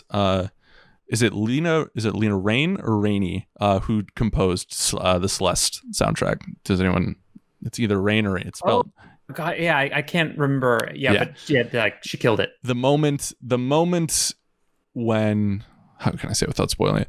When Celeste meets her demon, like when she's ascending the mountain, is a very awesome mix of music and underscores that moment very, very well. So, did you know that Marty O'Donnell wrote the Flintstones vitamin jingle? No, I did not. Yeah, that's a little nugget I just learned. Maybe that's a well-known thing, but he was recently on the Game Maker's Toolkit, I think he was on. The podcast, the Game Industry Podcast. Oh, cool. Oh, from the Academy, the DICE? Yeah, the Academy, the DICE Award one. Yeah. And he was on there, and I thought that was an interesting nugget. I didn't know that. So no, I had no clue. I love the video. There's some behind the scenes footage of Halo 2 where it was like the inception of the guitar riff for the Halo theme song, and that's a really cool piece of video game history if you're into Halo or video game music. So check that out. I don't have anything, like I mentioned a couple of moments there, but I want to point out, just because it's recent, it's in my mind. I don't know if this is my favorite example, but man, in Doom, it just got me in a metal mood. Doom's soundtrack was just, it worked for me this year in a lot of ways. Like, it just felt good. It really complemented the game. And also Ori too. The commenter here, Samu from Finland, great reference. Ori is a fantastic game. So I recommend both those games this year, particularly because of their soundtracks. So thank you. That's a fun question. All right. Hey, GI crew. Love everything you're doing, and I look forward to the show every week. Oh, thank you very much. Episode 501, you touched on the topic of how we interact with games in the future, and Dan joked about neural interface. It was a Dan Predicts moment. You were brave enough to do that. Joking. You were brave enough to do that. I understand. And you, Andy, talked about machine learning and advanced AI. But my question is, in the future where immersive virtual reality is attainable and the tech allows us to connect into our games with body and mind, i.e. Ready Player One, The Matrix, or Sword Art Online anime, and we can engage with worlds outside of our own, do you think it will cause a rise in the amount of introverts and or addictive behavior amongst gamers? Imagine being able to live in a world of Final Fantasy as an example, but you can feel, taste, and hear things in the game you could never have been able to do before. Would there be any need to go outside anymore? If you've ever read an RPG light novel before this, you'll know what I'm getting at. Sorry if my wording makes the question difficult. No, it's my reading that makes it difficult. Thank you very much. Much love from Rashad from the Cayman Islands. Cayman Islands, everybody. Yeah. We are truly global. Yeah. Unless they're lying to us, Joe Juba, No. I'm still mad at you. I was willing to believe Helsinki. I don't know if you're Island. listening to this episode, but I'm mad at you, Joe. You ruined this for me. It's very real. It's very real. I think this one's real too. I think both these last two have been real. And by the way, there's some later I know are not real. I know are not real. So thank you for an interesting question. Yeah, I think that is we're going forward here again. Once we're doing a little bit looking towards the future, Sure. But as games become more immersive, do we become more introverted or have more addictive behavior? And I also too, I'd like to add to this question. Are we there already? Even without this level of interactivity, have games and entertainment and the way that we're engaging them now and engaging them on the internet and kind of like that becoming our social lives, has it changed us as people and the way that we interact? I asked both those questions. I know that's a lot. That's pretty heavy. Let's start with you, Reeves. The street comedian, I'm sure, has a very straightforward answer to this. Man, I miss the streets. I need to get back out there. I used to think I could probably like just stay inside and play games all day and not care. And there's definitely days I can do that, but I feel like I'm reaching my limit here, and it reached it pretty quick in terms of it's fun to like see people on screens and interact via Zoom. And I've done that a lot with my family and friends, but it does lack something. Even if you're just doing it via games, I think there is something that we as humans crave about physical interaction. And I'm glad that I live here with somebody I really care about, my wife, and like so I have some of that. But I'm missing it. I think there is cool things that you can do in a video game that you can't do in physical life. Yeah. And there's cool things that the VR world would offer us to do, but I think we'll continue to crave physical human touch that's a little bit more tangible for a long time. So no matter how far games go down that well, so even if you could Matrix like plug in, you still think we'll want to get out of it. I mean, obviously the movie The Matrix is about getting out of the Matrix. Yeah. I mean, if it's indistinguishable, I don't know, maybe we could replicate that, but I think we're a long way from that. Yeah. Right. Yeah. Would you be interested? Like, would you be interested in living in a world like that, or just no way? I'd definitely be interested in visiting. Yeah. Okay. Gotcha. I want to see it. Yeah, I'd like to see it too. I mean, I think I saw a lot of people too during the lockdown who've said, by the way, great points, Ben. I such a great way to put everything there. Is that people use virtual reality as an opportunity to like get outside of their bounds, to see new things, to explore areas they couldn't have gone to. And I think that's definitely the charm and like you said, the opportunity of visiting those worlds. But yeah, you are also right on that. Like we do crave a little bit of human attention. Right now, I would die to go to a bar. Oh my God. Yeah. Oh. I think 2 months ago, go hang out. Just like, it'd be nice. Have you heard 2 of months ago, I might have felt Wisconsin? differently even too. I am not going to a There you bar go. in Wisconsin. We have to hold out. We have to hold out. It's not fun, but we got to hold out. We got to keep holding out. Dan, you brought it up. You brought up the neural interface. You said it's happening. It's happening. I believe that it is inevitable. I believe. Do you have one? I believe I don't have one, but I'll be one of the first to sign up when they do come out. I think that technology is inevitable. I think we're going to get there no matter what. Like that's just how it's going to be. With the rise of technology, it's exponential growth in technology and how we do things. I think that we won't even have the same concept of introversion as we do now. The extroverts will just be extroverted in the new world online, right? Like I think Ready Player One is not going to be an exact one-to-one copy of what we're going to see. Like I said, I don't think VR is going to be nearly as important in the future as simple.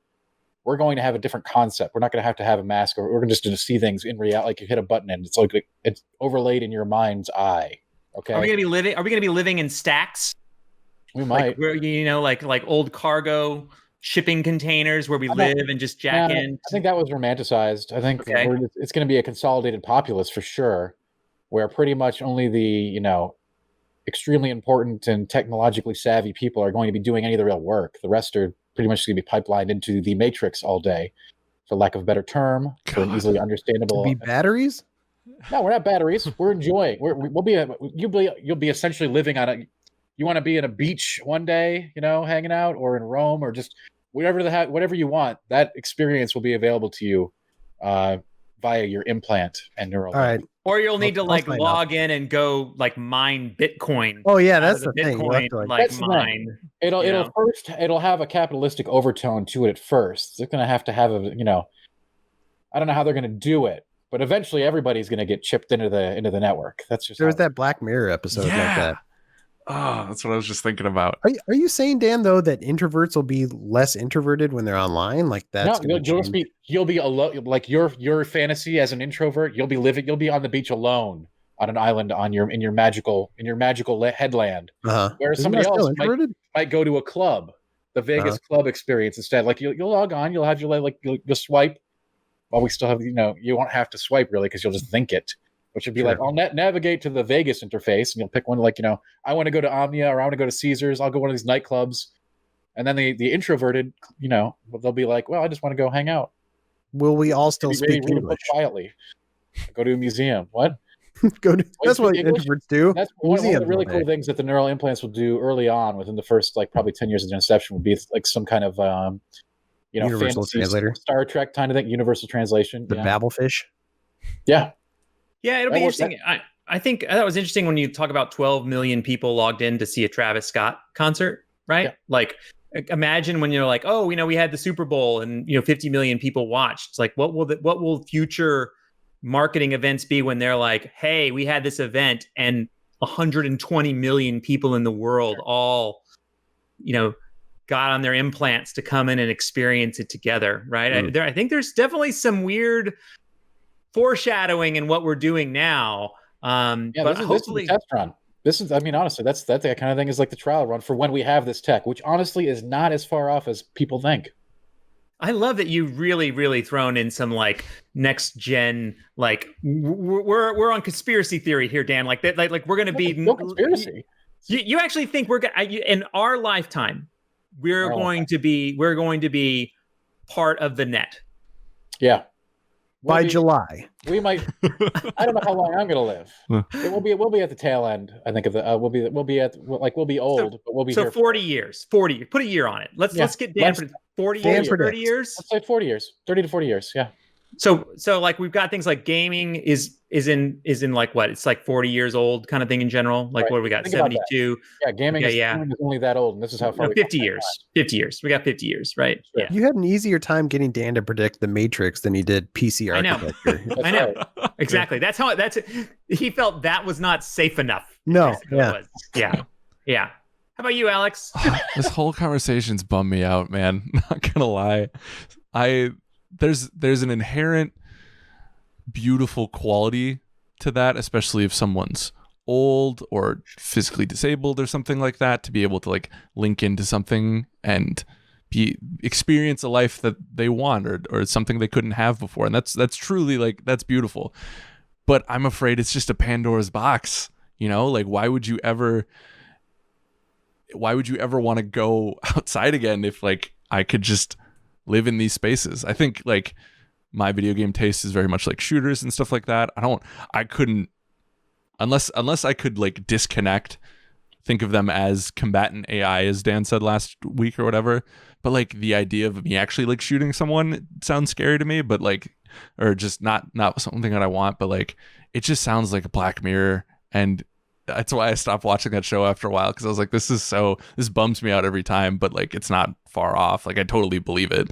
If we get that far, somebody's gonna have to solve the problem of our bodies need to move. Yeah, you know, like our bodies just atrophy at some point, and We'll get that. Don't worry, we'll end up like Wall-E. It's literally going to be Wall-E, right? Yeah. And like if our world looks like Wall-E's world, then yeah, maybe I will want to just link into the Matrix. It seems like a Pandora's box that I don't know if I want to open for myself to.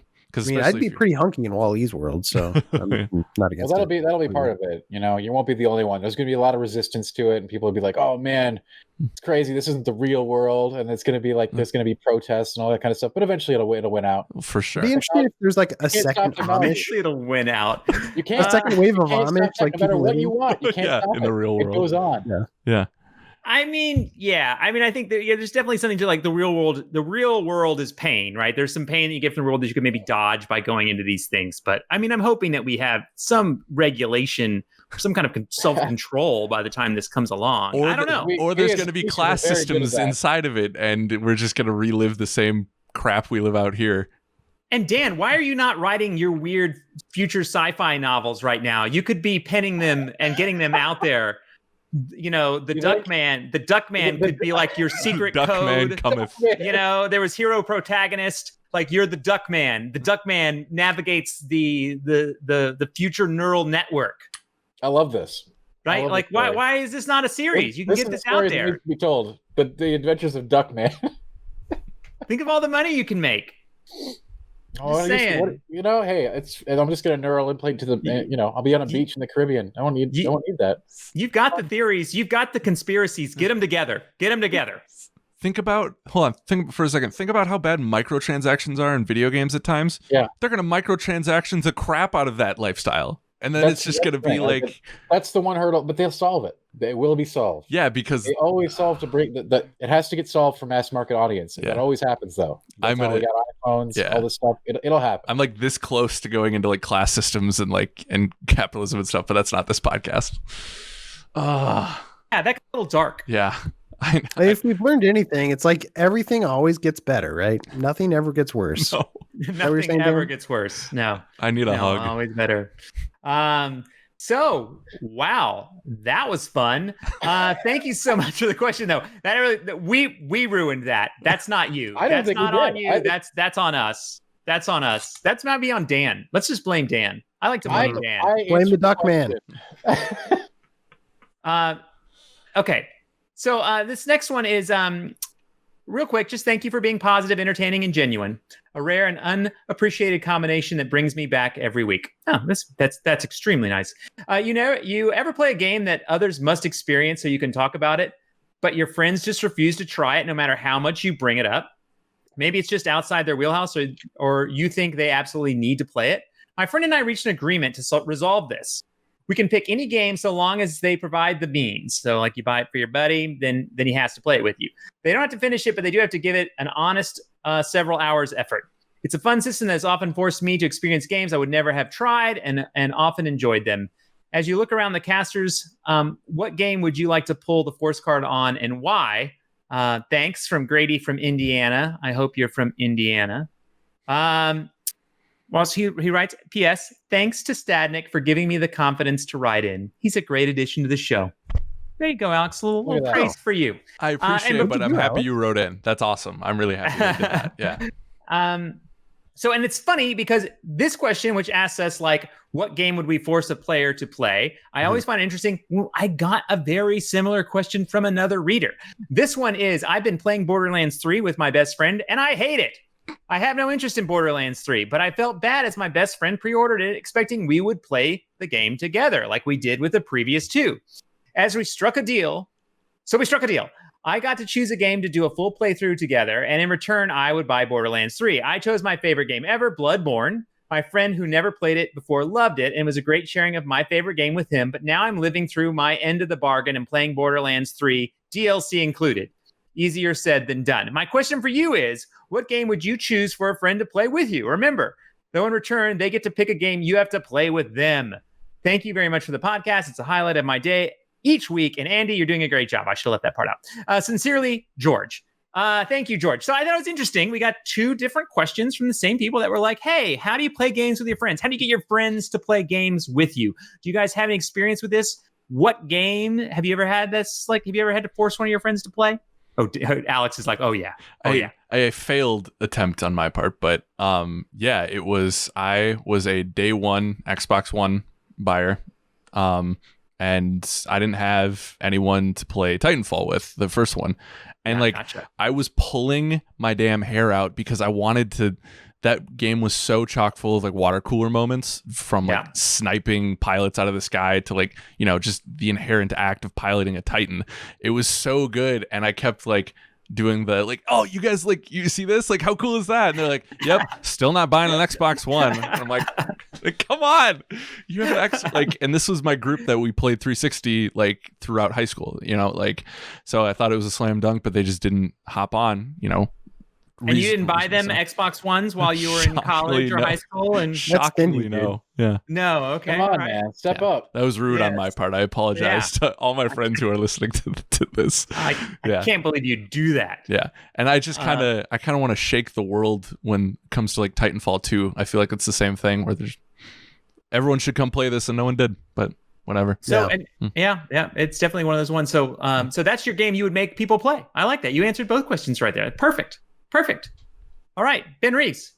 I've been having a similar situation. The one of the guys that wrote in about Borderlands 3 is I used to be a Borderlands fan. I like the first two, and then that third one's not doing it for me. And so I've been playing it with a buddy and really been half-hearted about the whole thing. I don't know. I'm just on the mood for that. Whatever it is, something about the third one just isn't clicking for me. And then the other half of the question of anytime I get any game that I try to convince somebody to play, it feels like it never works out. So it's any game, please play with me. And in particular, recently I've been trying to get a friend to play Division 2 because that New York expansion just came out. I wanted to check out, and I don't know. He even owns it. It's and we sat down to play one night and he's like, oh, I didn't download it yet. I was like, well, that's going to take all night. We're not going to be able to play then. You blew it. And then another week, it's oh, I don't have my Xbox with me. I'm like, what? Where'd it go? Well, he was switching houses and but it's well, maybe anyway. You need to adapt. Grady from Indiana gave that that you need to find a way to leverage that to force him to play it. That's what he's saying. That when your friends aren't showing up, you got to find a system. So maybe you could try Grady's system here. Maybe that would help. I do like that idea of buying the copy for the guy. If I'm going to buy this for you, you have to play it, and then tit for tat. You'll buy one for me, and we'll play it together. Yeah, it's a social obligation. At that point, it's harder to walk away from because it was a gift, right? There's definitely some manipulation going on here, but it's not a bad call. How about you, Dan? Yeah, so there's some extreme manipulation in my methodology to do this these days, but I feel like talking about it is going to go against it, and it won't work anymore. But why not? It's time to give away. Ooh, I love this. We're ruining Dan's live on the podcast. Fantastic. Great. But first, we'll start with the other one, which is Bloodborne. Bloodborne is the one I try to I know tons of people are scared of From Software games, but I will always recommend you at least give it a try. And I do mean an earnest try. I mean several hours. If it doesn't connect with you, okay, that's fine. You convinced me, by the way. You convinced me. And believe me, that wasn't easy. I know. You convinced me. From Software games are like that. I know they're intimidating. I know they're scary, but it will be worth it in the end if you give it a shot. 99 times out of 100, people come back and are like, I'm so glad that you made me take that step. There is the one I fail every out of 100. But the other thing I do, the thing I've been doing lately is I go on a Discord, right? The Discord I hang out in. I'm just playing random games. And I won't tell people. I won't tell people I'm playing a new game, right? They'll just be like, log out of this. I'm like, nah, I'm playing something else. Like, what are you playing? I'm like, this game? They're like, what's that? I'll be like, oh, you wouldn't like it. Don't worry about it. And then just like not talk about it for a while, because that way they all get really interested and get into it. Because if I start telling them about it, otherwise, if I pump it up, then they're like, oh, whatever, man. Like, you recommended some other dumb game I didn't like, and it's just like, so you have to let them think that they were the ones to discover the game, and then they promote it everywhere like a plague. You're playing hard to get. That's what you're doing. You're playing hard to get. In essence, that's what you do with it, right? And you're just like, no, it's cool. You wouldn't like this game. And then, but if it's about making them think they found the game.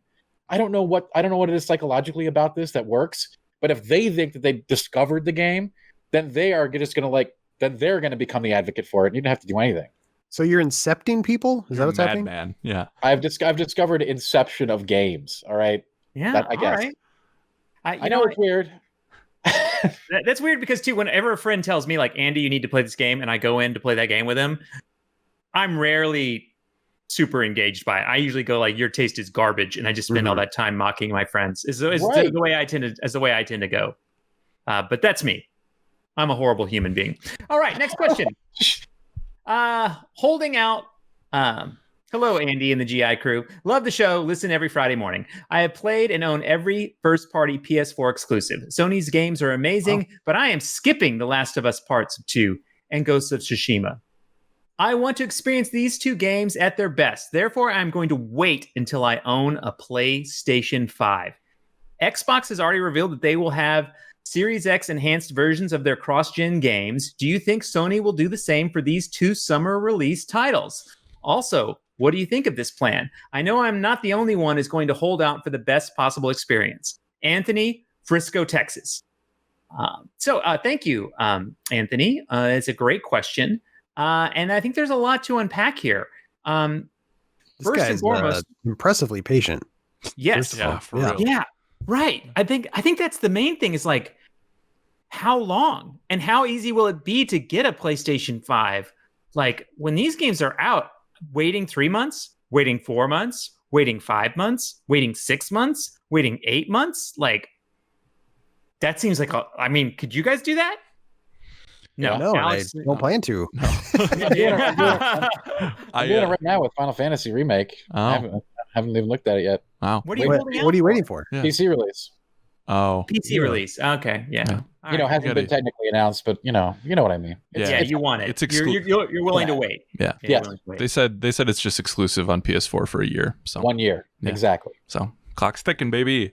I could do it for and if I didn't work at GI, I would think about it for something like Cyberpunk or Avengers. If the timelines like got close enough when we eventually find out whenever the consoles are coming out. So you're saying if it was September, October, you're more interested? Yeah. That's just a couple months. Okay. I can see that. Yeah, but like for God's sakes, Last of Us has already been spoiled. Like how you would have to live under a rock for a while on those, because that's like you said, 6, 7, 8, 9, whatever, how many months we have left. And I couldn't do that.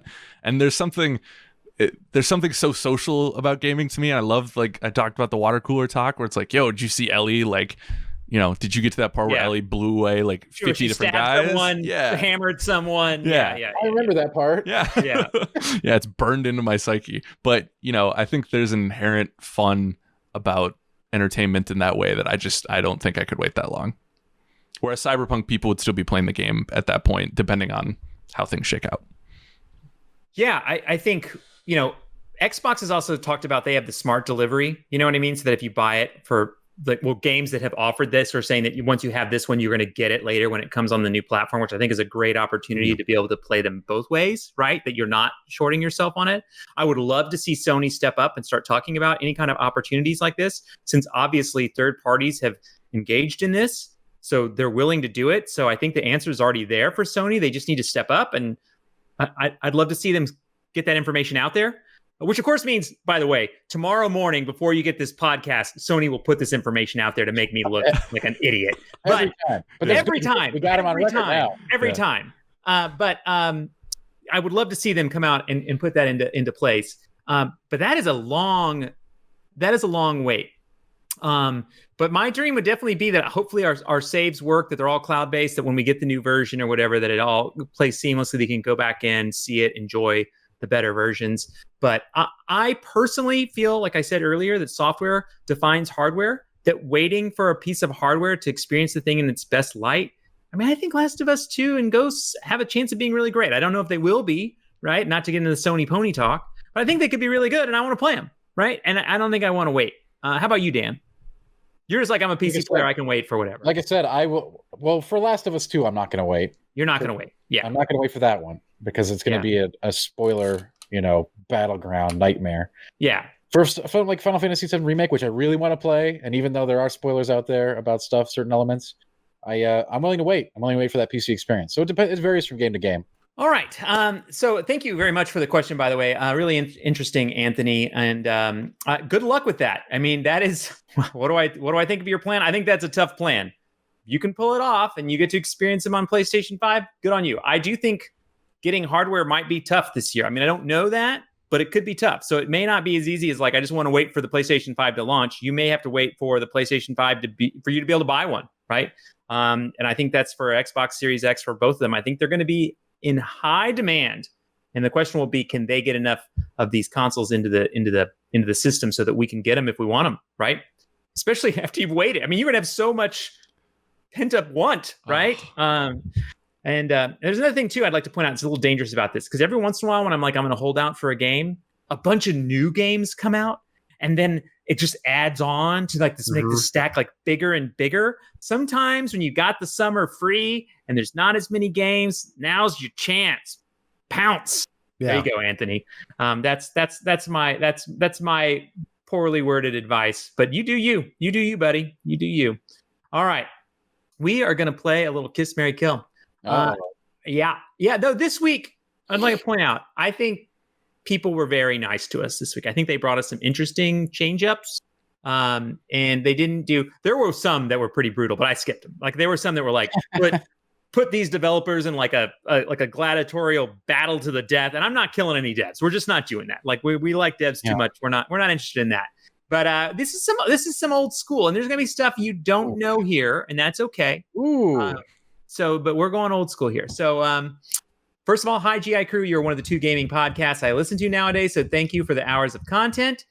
For this edition of Kiss, Marry, Kill, you have the option of remaking classic Atari arcade games / arcade games, either or, to the quality of a AAA game that can be loosely tied to the original, reimagining the game as an art house indie or killing it and never being seen again. If you don't know the game, judge it by the name. Okay? So... Sure. So basically, these are old games, and I think we should comment a little about the old games. I want to, certainly, because I love these old games.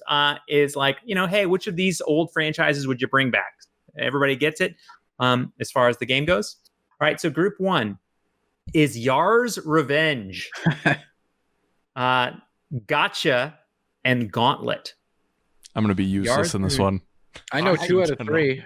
Because I'd like to point out, Alex was not alive. He was not alive. There wasn't a spark in my father's eye yet. No, but you still know Gauntlet. How can you not know Gauntlet? Gauntlet's on-rail shooter, right? No. What? I love this. All right. I love this. Are you playing with us? Perfect. Basically, a Gauntlet was like, that was old school 4-player. Like that's where where everybody learned how to play 4. Like when you were like co-op game, that's the game that you played. That's the game you went to the local arcade to play with your friends, was Gauntlet. And Wizard shot the food. You know that name, right? Wizard does the what? Red Wizard shot the food badly. Yeah. Blue Valkyrie is about to die. You've heard it. Come on. Sure. Yeah, that's all great. Yeah, okay. I mean, that's cool. Yeah. All right. So this is an amazing question because we don't have to talk to Alex anymore. Take that, Alex. I'll see you guys later. Yeah. So Dan. Yeah. Yar's Revenge, Gotcha, Gauntlet. What do you think? All right. So I don't know Gotcha, surprisingly, so I'm going to have to kill that one. Okay. Unfortunately, marry Yar's Revenge for sure. I would love to see that kind of game. What do you even turn that into? An R-type style experience for today? Why not? Let's check that out. Marry that. I liked that game. That game was it was so simple, but it was elegant yet in its simplicity. Yes. I agree. And then you've never played that game. And then we're going to kiss Gauntlet because as much as I love Gauntlet, they did remake it recently, as I recall, and it wasn't very great. It was okay. And I know Gauntlet's seen so many remakes over the years, like not even just remakes, but it's seen like different iterations, right? We had all those Gauntlet arcade machines, even when I was like in my like college days, they had like those like Dark Legacy or whatever machines, which is where you figured that Alex would have had a chance to play a Gauntlet title. Yeah. But then they did one like what 5 years ago or 4 years ago, and it wasn't great. It was very like, okay, this is all right. Later. Kind of thing. Yeah, I'm with you, Dan. Like gotcha it's when you look it up, it says gotcha. Shake that button. It is a crazy, like, it looks like Pong. It has one of those crazy, futuristic game cabinets that are actually not futuristic. Right. But gotcha it's by the way, this is not you need to be 18 to look up gotcha, just to let you know. Right? This is not. That's why I didn't know it. I wasn't allowed to play this is not in every family arcade. So just so you know. Where was this guy writing in from? Writing in from. Did it say? Because he didn't say where from. But it's Nathaniel. I just wonder if it's from a weird part of the country that is familiar with gotcha, because I've never heard of it either. I had never heard of it either. Out of all of the classic arcade cabinets you could have chosen. I felt bad about admitting to not knowing that one, but I'm like, all right, well, I'll just get it out here. I've never heard of that one. It's kind of like Custer's Revenge. It's in that realm of like bad.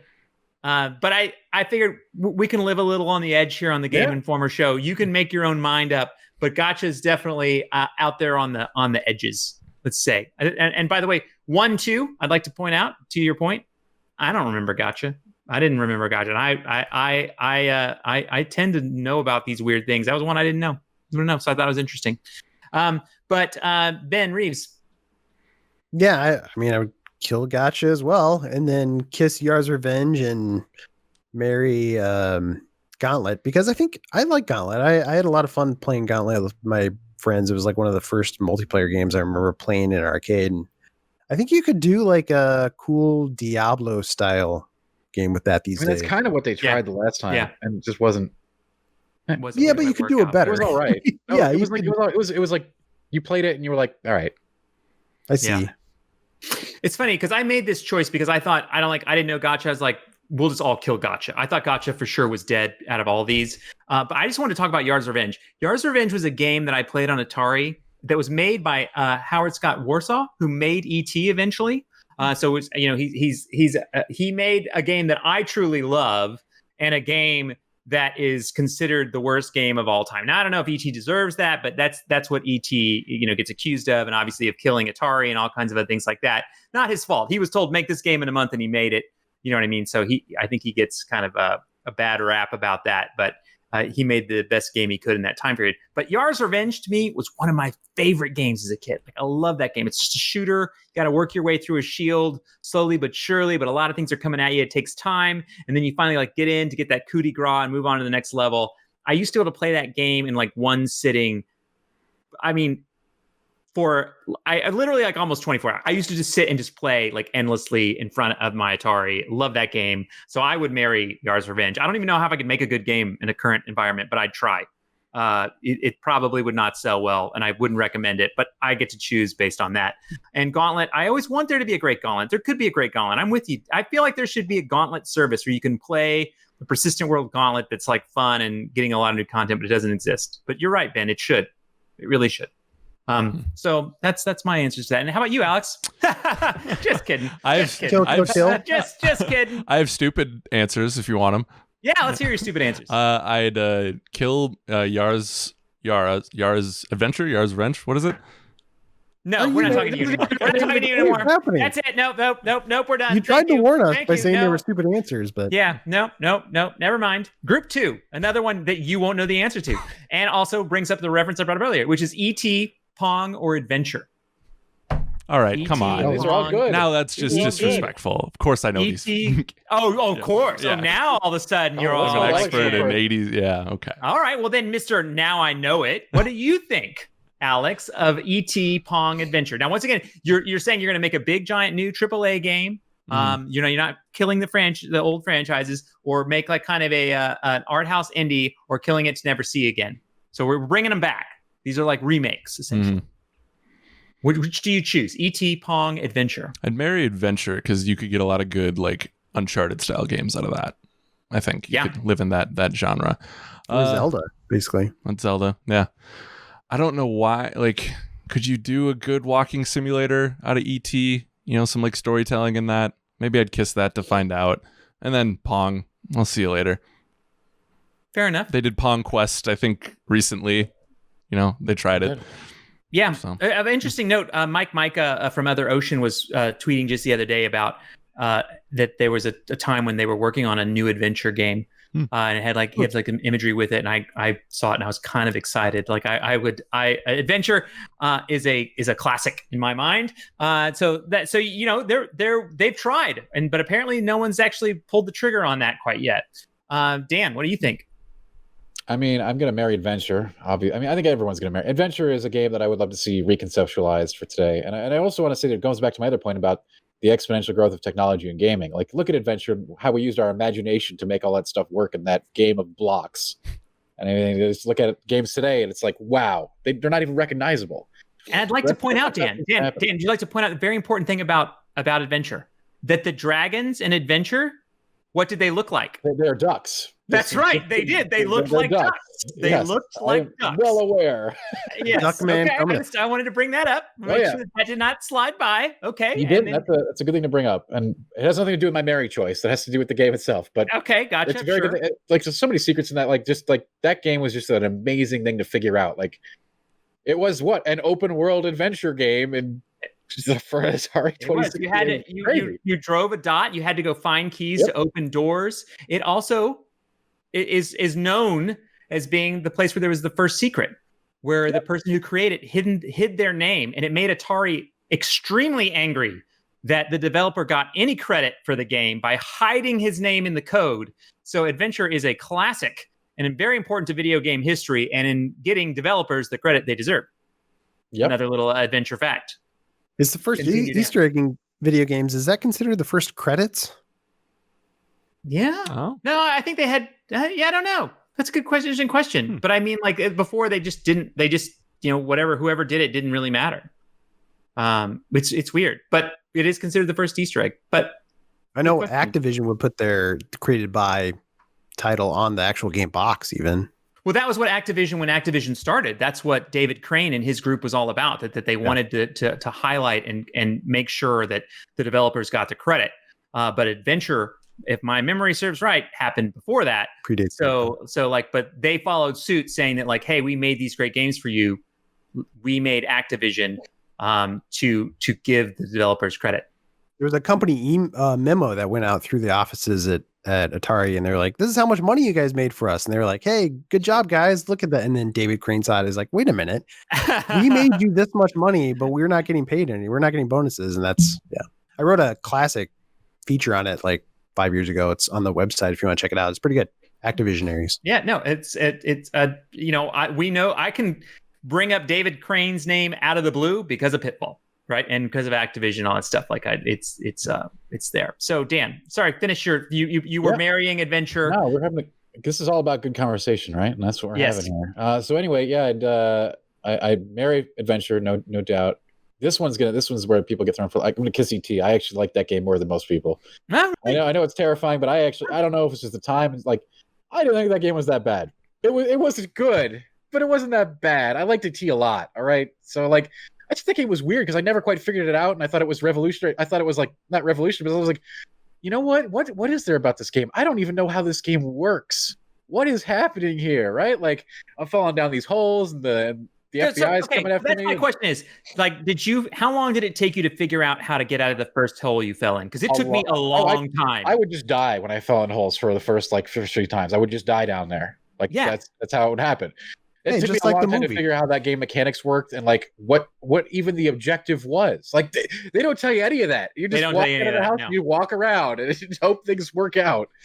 And, it's a weird game. But I'm down for a weird experience, especially in the indie sector of you're ET. What are you doing? That isn't just a Reese's Pieces marketing piece. As for Pong, it's Pong, man. I get it. It's a classic, but it's dead because it's just. It doesn't need to be redone. Exactly. Pong is the two paddles and the dot. That's it. There's no reason to redo it, and that's why I would agree. You have to kill Pong. that's the thing. These are a little bit weighted. I feel like there's an easy kill in some of these, but I love the talk that otherwise that we're getting out of this. So yeah, I'm with you. Merry adventure, kill Pong, ET. Sure, let's figure out a way to make it not stink. Let's save it from being the worst game ever, from being dug up out of a New Mexico landfill. Right. Let's change the path of ET and its history and its story that it's told about it. Or, you know what, I also think too, make an indie darling that's just garbage again too. Like just make it like a cursed thing. Fail again. That's kind of fun. Like I think there's something fun to that. So this group 3, this is a good one as well. Alex may not know these. Did Ben do his? Did I black did out? Ben do it? Did I screw this up? Ben. No, Ben. No, sorry. I lost track. We did so many talks and he was talking about adventure. I actually thought he had. I'm awful. Ben, hey, let's go back. Rewind that back. Ben, hey. What would you choose between E.T., Pong, and Adventure? Well, I was actually thinking about not killing Pong initially, but like that new Pong Adventure is apparently not great. But I like the idea of it, of like trying to like upgrade Pong and make it more interesting, because I like Pong and I like Breakout, which isn't exactly Pong, but it's got elements of that. Breakout is an amazing game. Yeah. And so like I think you could kind of marry the two concepts and make a cool game. And in some ways, in this category, I feel like the indie is like the best version.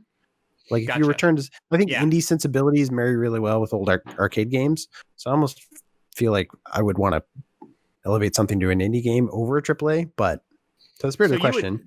So Pong is your indie?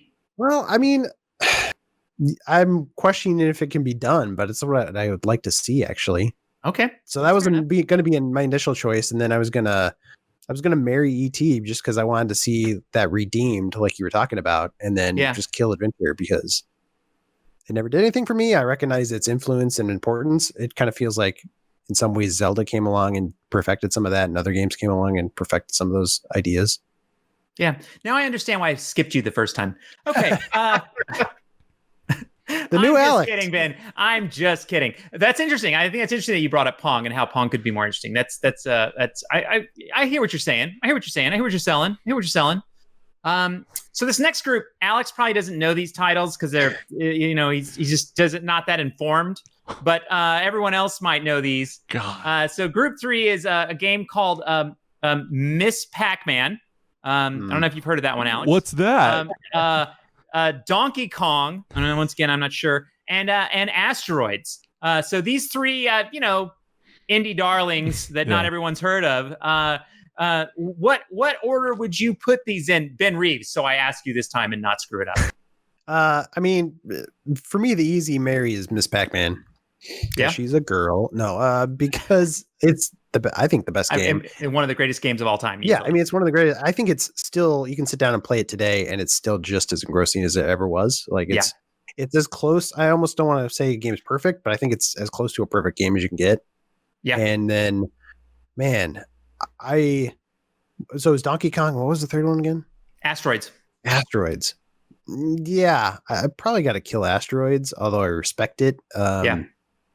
It feels way more dated and a little bit clunky to play these days. And then Donkey Kong, it's hard to not respect Donkey Kong for what it did, and it's also a really good game, although really hard to play these days. Yeah, it's also interesting too that Donkey Kong kind of already got a like mainstream upres. You know what I mean? That during that the rare SNES games that came along really gave us a new look of Donkey Kong.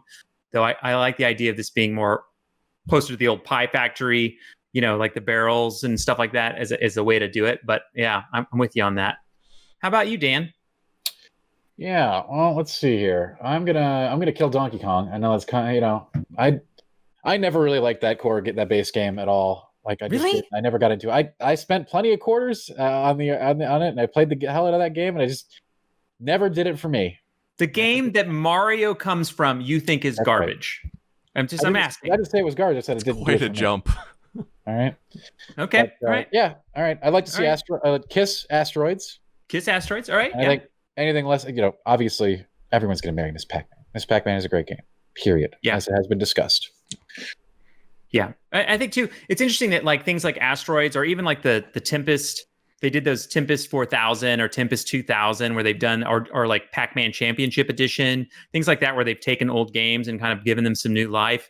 those have been some really fun adventures that have kind of fit in that space. That I think you could do a lot of fun things with. Asteroids could be fun, though. You could argue that Asteroids was kind of got redone by the Project Gotham guys, right?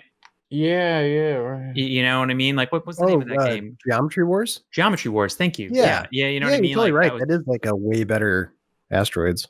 Yeah. So interesting, but those are great games. Have you heard of any of those, Alex? Do you feel safe to comment? No, I'd like some more explanation on them, please, if you would. Well, we'll have to save that for another episode. Course. Okay. No, please. What do you think? My list marries Ben. I was thinking about Pac-Man Championship Edition before the show and how addictive that game is, and there's a weird hole in what, especially when everything I feel like is coming back from back then before my time.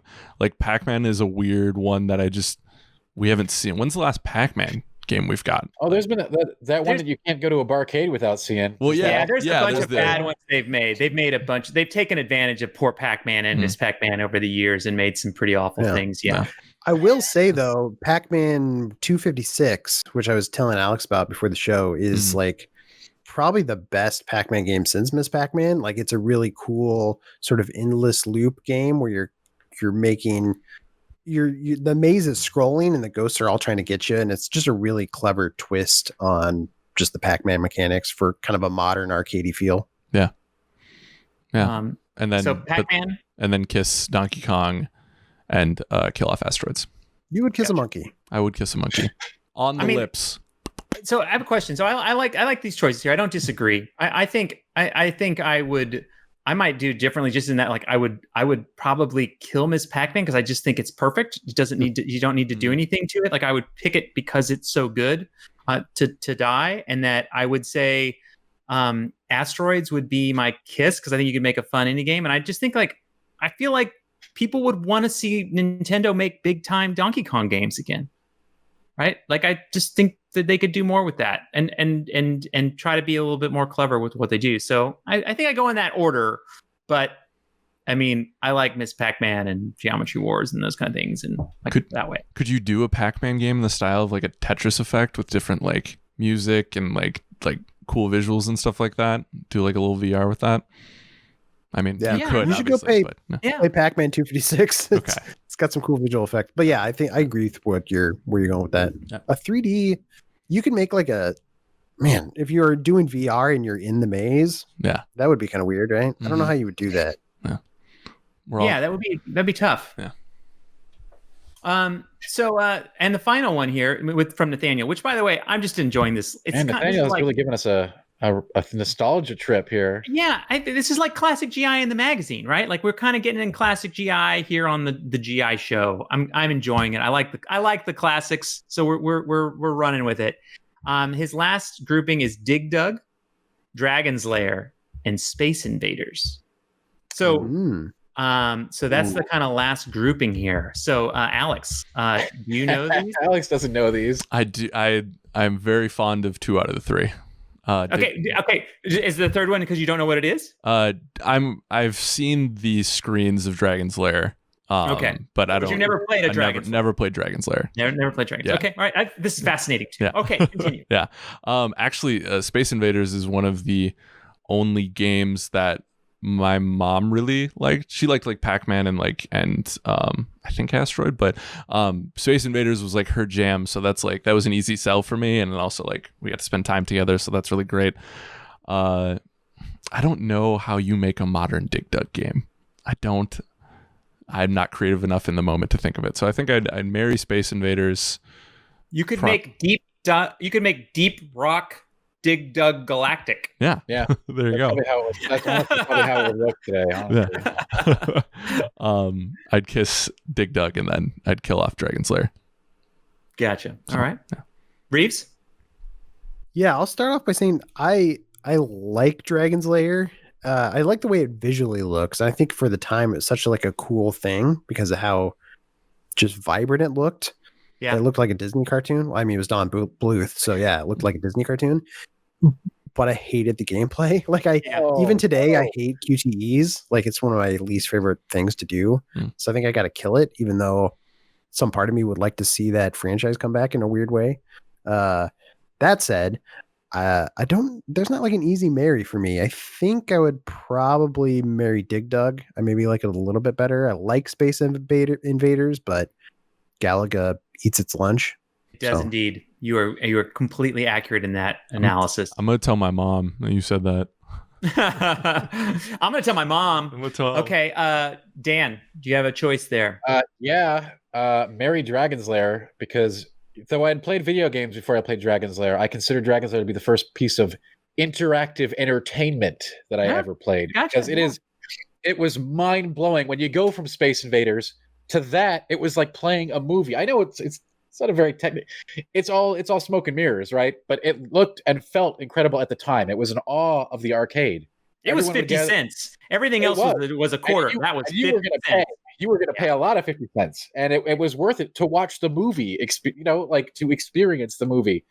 Like compared to the other stuff out there, it was people would gather around for hours and just watch people try to play that game because it was so visually stunning for the time. And I think an experience like that today would be really cool. So we're going to marry that one. You should play Shenmue 3. I think I could pass on. I'll think about it. Oh, if you like that type of game. We're going to kill Space Invaders because it's pretty boring, to be honest with you. I don't know how you. Yeah, we'll kill Space Invaders, and then Dig Dug. I'd love to see what somebody could come up with that game. That's a weird game that I didn't even. I liked it, okay, but contextually I liked it. I think if I put that against other games today, I'd be like, wow, this is not really that good or entertaining. But let's see what they can.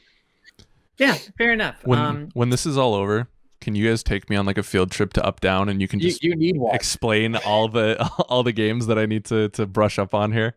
When we can go outside together again, yes, we will. Yeah, Alex, you can get Dragon's Lair on Steam, dude. You can get it on the Dragon's Lair has been remade for every platform ever. I think you can just watch it on YouTube. Honestly, yeah, but I just I want do not watch it on YouTube. No, I'm sorry. Do not listen to Ben on that one. You should play it. It's weird. Yeah. It's a game. It's like a memorization game essentially. Okay. You need to like memorize when the moments need to happen and what you need to do, because sometimes it's like it shows like, do you go forward, and you're like, oh, forward, and it's like, it's not forward, it's actually left. It looks like forward, but it's not forward. Animation, it's great. Yeah. I also just want to hang out again, but yeah, I want to hang out again too.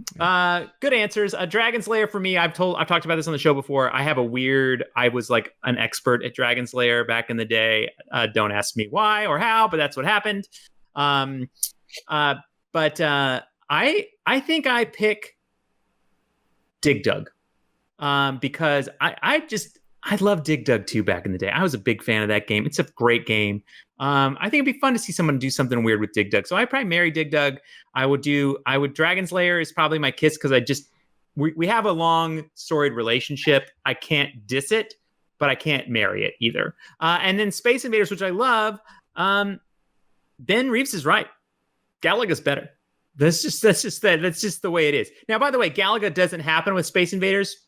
Kudos, Space Invaders. You deserve so much credit for where you got us and where we are today. And by the way, you changed the video game world. That was one of the first games that really, really blew up. Video games today owe so much to Space Invaders, yet I'm going to kill it. In this particular game, I'm going to kill it. So thank you, Nathaniel. That was a fun game. Really appreciate it. Good talking. And then finally, here's our next question. I am Evan Smith from the near future. I just finished the GI Show number 1000, and it was great. Way better than number 500. It was almost as good as The Duck King, starring Dan Tack. I have a quacktacular kiss, marry, kill for you. It is a genre themed, and so it also has its special rules. If you kill, that genre is gone forever. If you kiss the genre, it gets a little popularity. And if you marry the genre, it becomes the next big thing, like Battle Royales. We're in 2020. Game start. Round 1. So they're genres. Oh. The one genre becomes super popular around the world. The next genre is like mediumly popular. Last one, that genre is gone. Yeah. Round 1.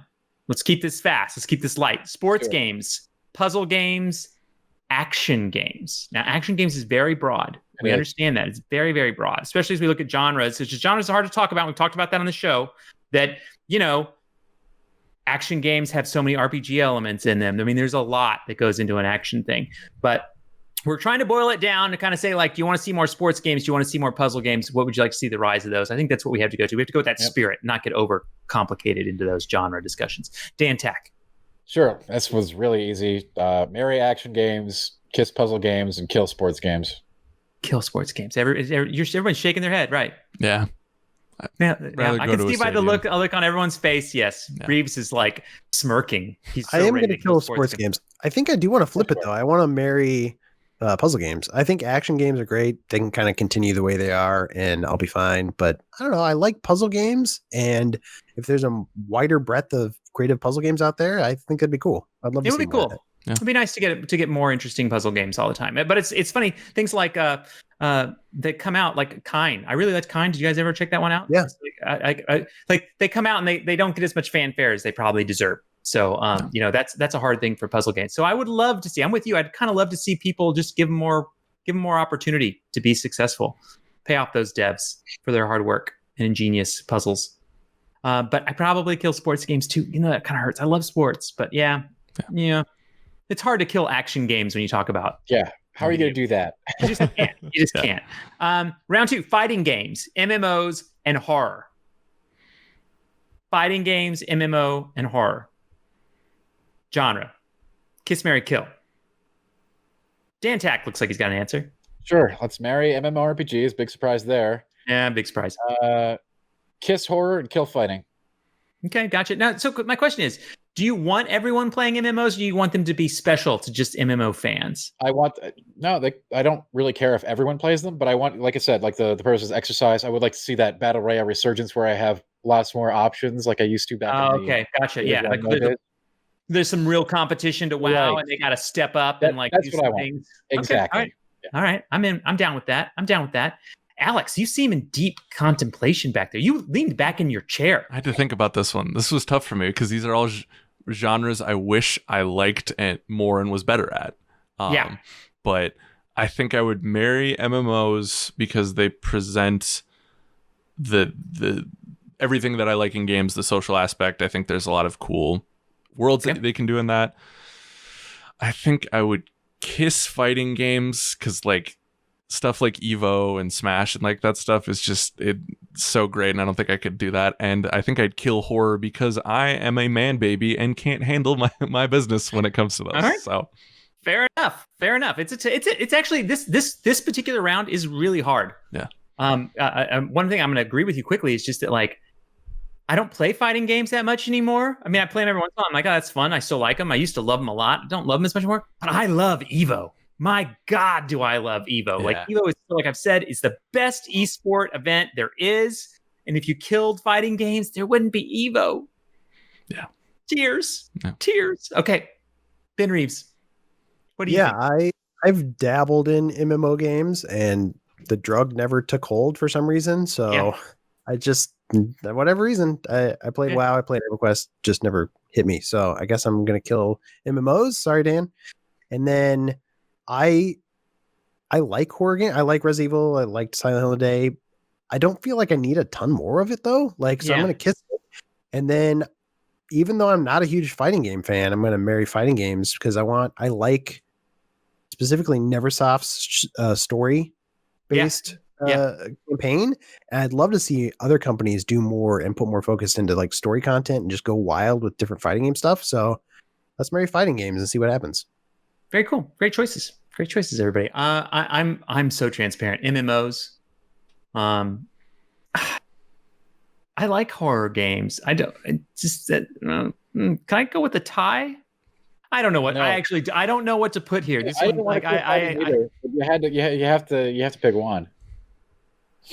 I think I have to keep fighting games because of Evo, even though I'd rather play horror games.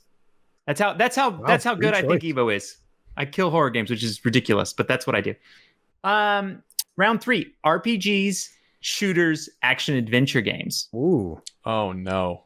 How are we classifying action adventure? It's like Uncharted style? I think that would fit in there. Yeah. I think Zeldas would fit in action adventures. Yeah, they would. I think you could probably put Metroids in action adventures. Stop. No. I don't think you could because they would have said Metroidvanias, but for the purposes of this argument, if you want to put them in there, that's fine.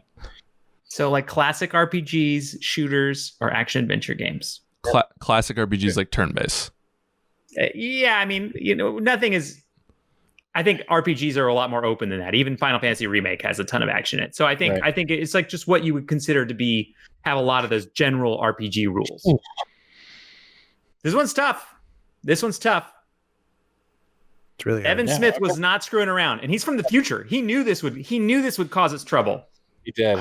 I was initially gonna just marry RPGs right away out of the gate, but then you threw all my favorite franchises into the action RPG thing, or action adventure one. So I think I'm gonna marry that, Kiss RPG, and then I like shooters, but by default I got to kill it.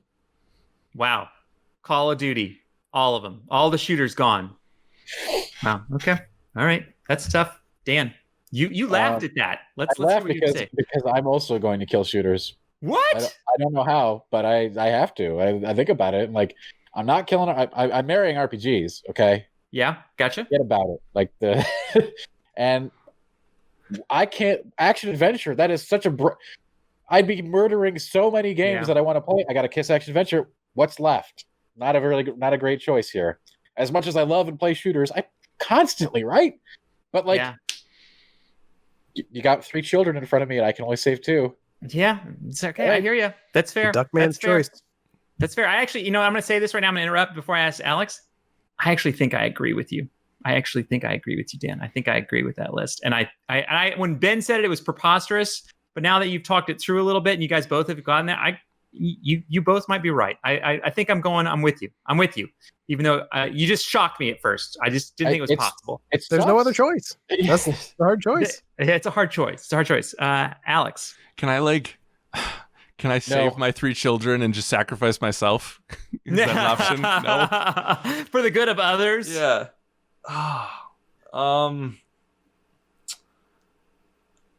Kiss shooter, because I can't let go of that genre. Yeah. He's going to kill RPGs, everybody. Yeah, he's going to. That's the only way I can do it. He's totally going to kill RPGs. He's going to kill RPGs. Look at him. Look at his face. He's killing RPGs. There's 100% he's killing RPGs. I'm killing action adventure because you pushed me into it. No, because like I think of like. Do you know how many games are in that category? Yeah, but I mean, do you know how many games are RPG? Like, especially, I mean, obviously you do, but like, like. I don't know. I think of like Mass Effect and Witcher, and like now like Final Fantasy is becoming of interest into me. And I know, Lara Croft or Tomb Raider, and I know everything in action RPG, but like I can't. Shooters are in my blood. That's why I'm a gamer. Can't get rid of that. And RPGs are just they can offer a lot of the things I love about action adventure games, while also having deeper systems that keep me engaged in my old age of 26 that I'm looking for. So, or 25. My birthday's not yet. So that's my list. Shut up. Well, Evan finishes his list. I hope you enjoyed this hard but fun Kiss, Marry, Kill. And it was hard and it was fun. And that was a little twist. And I enjoyed those. So thank you, Evan, again. No, thank you, Evan.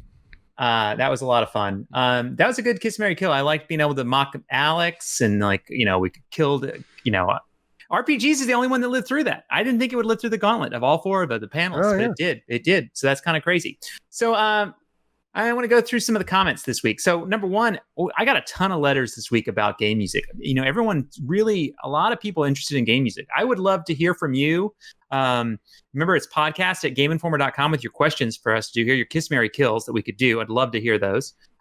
Is also like, how could we cover game music for you better? A lot of times we got questions for Kiss, Marry, Kill, and I was like, I don't even know that we could talk these through because they're hard to kind of go through and remember soundtracks and find out who did them. I mean, it takes a level of knowledge that's pretty deep.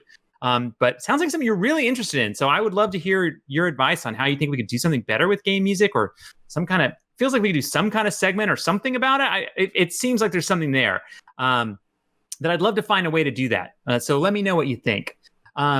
Next comment was hi, Evil Andy. I may be missing something, but I wouldn't need cords to play all the handheld consoles. He's referencing when I talked about last week that I wanted to have a contest where you'd win a chance to be locked in the vault to play games for 24 hours, but we would not give you cords. So you would be trapped in there with all those games and no way to play them.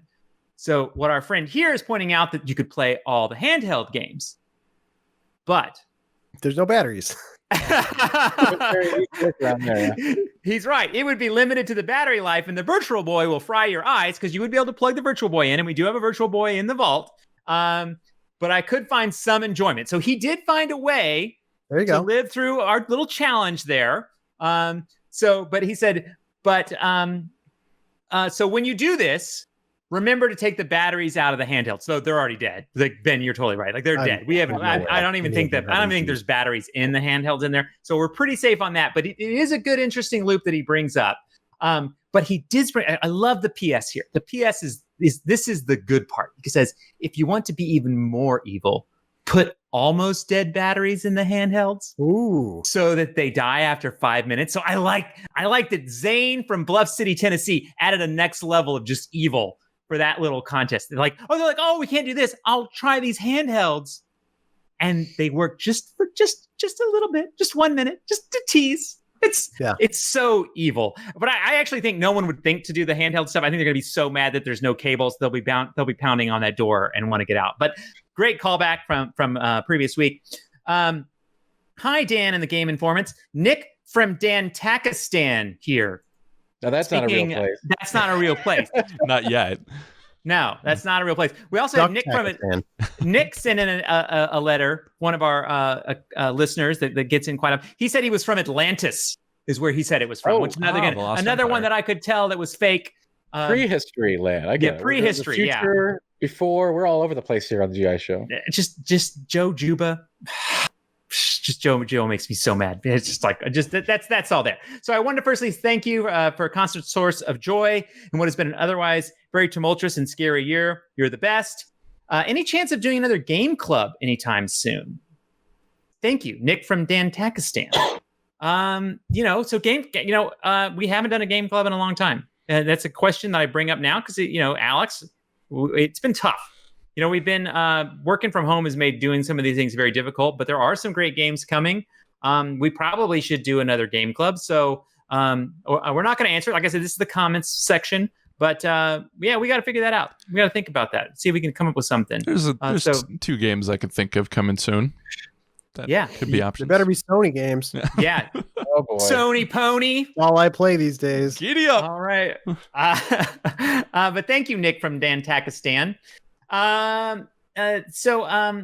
This next one is, hey, Andy and the GI crew, love the podcast, the Kiss Making all the hot takes. However, I like others, I'm sure, have to take a stand against Dan's particular hot take on Batman being a more well-rounded character than Spider-Man. Let's go. Yeah, that's game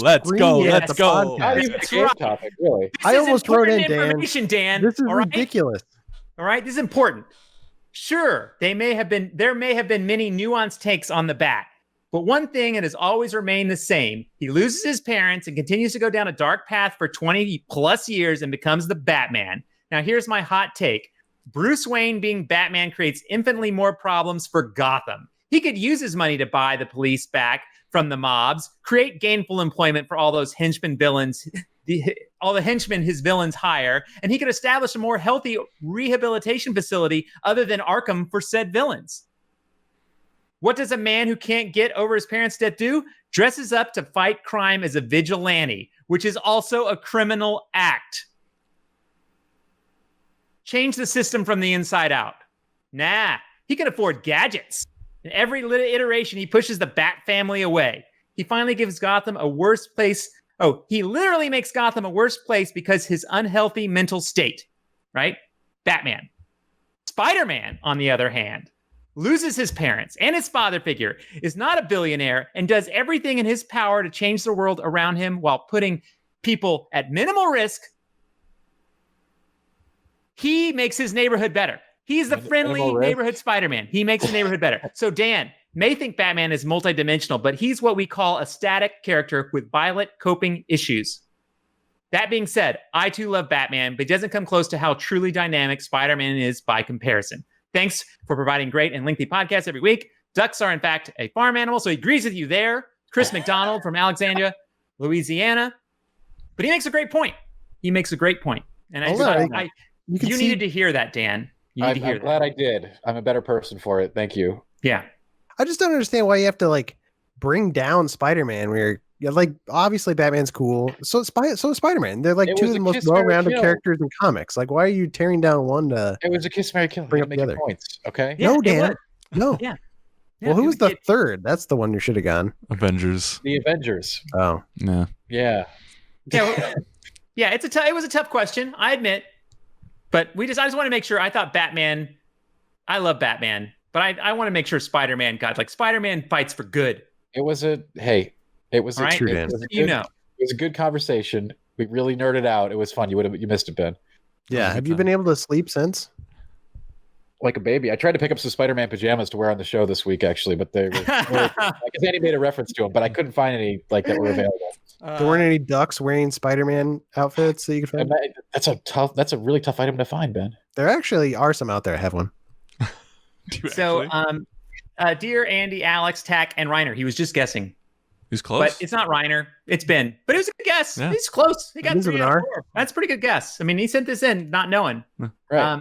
I thought his last comment is, I thought I'd throw out a different kind of Kiss, Marry, Kill, where the subject is running segments or jokes on the GI podcast.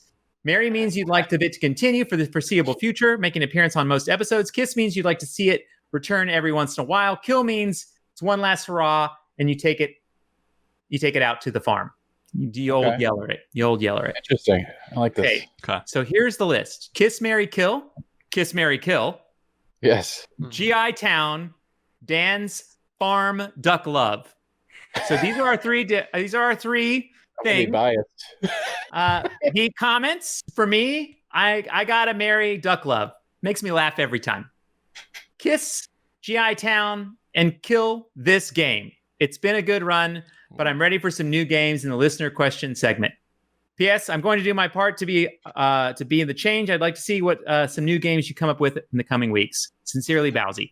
So we're actually not going to play Kiss, Marry, Kill, but this brings up a great point. We've not been getting things on GI Town, and so you know what that says to me? I'm making the official Kiss, Marry, Kill call on this, and that GI Town is dead. GI Town is dead. We loved you, GI Town. It was fun. We made so many wacky things. We came up with weird top 5 lists that we made live on a podcast, which, by the way, was probably not good podcasting. We had to sit around and think of ideas. We missed so many things. We missed so many things, like obvious answers we missed. And that you know why we did that? We did that for you. We did that for you, the Game Informer show listener. But we're done. I don't want to make any more bad lists where we miss obvious answers. I love GI Town. It's an amazing place. It's the best place to go in the world. We will forever remember GI Town for its greatness. For these lists that we made, it goes in the GI Podcast Hall of Fame. GI Town, Yeah. but it's dead. No. It's dead. GI Town is dead. I would love for people to reach out and let us know what their favorite episode of it was, though. Yeah, that would be great. That's And reminisce on it. I like this idea of like people should write in with new games, competing games, and see what sticks next. Yeah. So, Is this a farm animal? Is this a farm animal? Dan's Farm Duck Love. I think we let it go. As long as Dan's buying clothes, we're going to keep this joke going. Right? I mean, he's wearing a shirt this week. I mean, come on now. Like this is going to go for a little bit longer. So we're going to let Dan's Farm Duck Love showdown go. What we should have brought up here was Dan predicts, because he's scared when the prediction is hard, but he's bold when the prediction's easy. I don't think it's quite that simple, but sure. Yeah, no, it is that simple, Dan. It is that simple. All right. Kiss, Marry, Kill. It has been a tough game. It's still fun. I'm still enjoying it. So keep sending in your stuff. We're going to keep doing it for now, even though I know Bowsy says I want it to go away. Let's keep playing it. But remember this.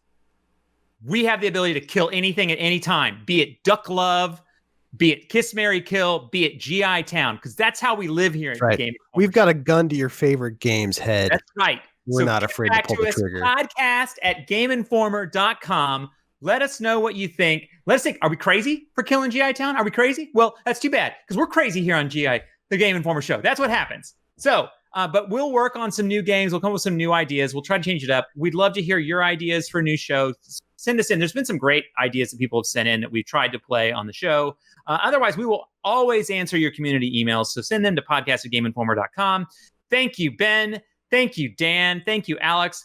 This show was a lot of fun. Thank you, listeners. Once again, subscribe, follow on your favorite app. There's a bell. I think you're supposed to do something with it. Like, you think you're supposed to like click on it, smash it, hit that thingy. Just smash it, smash it, smash it. All right. Thank you. That's the Game Informer Show. See you next week. Bye.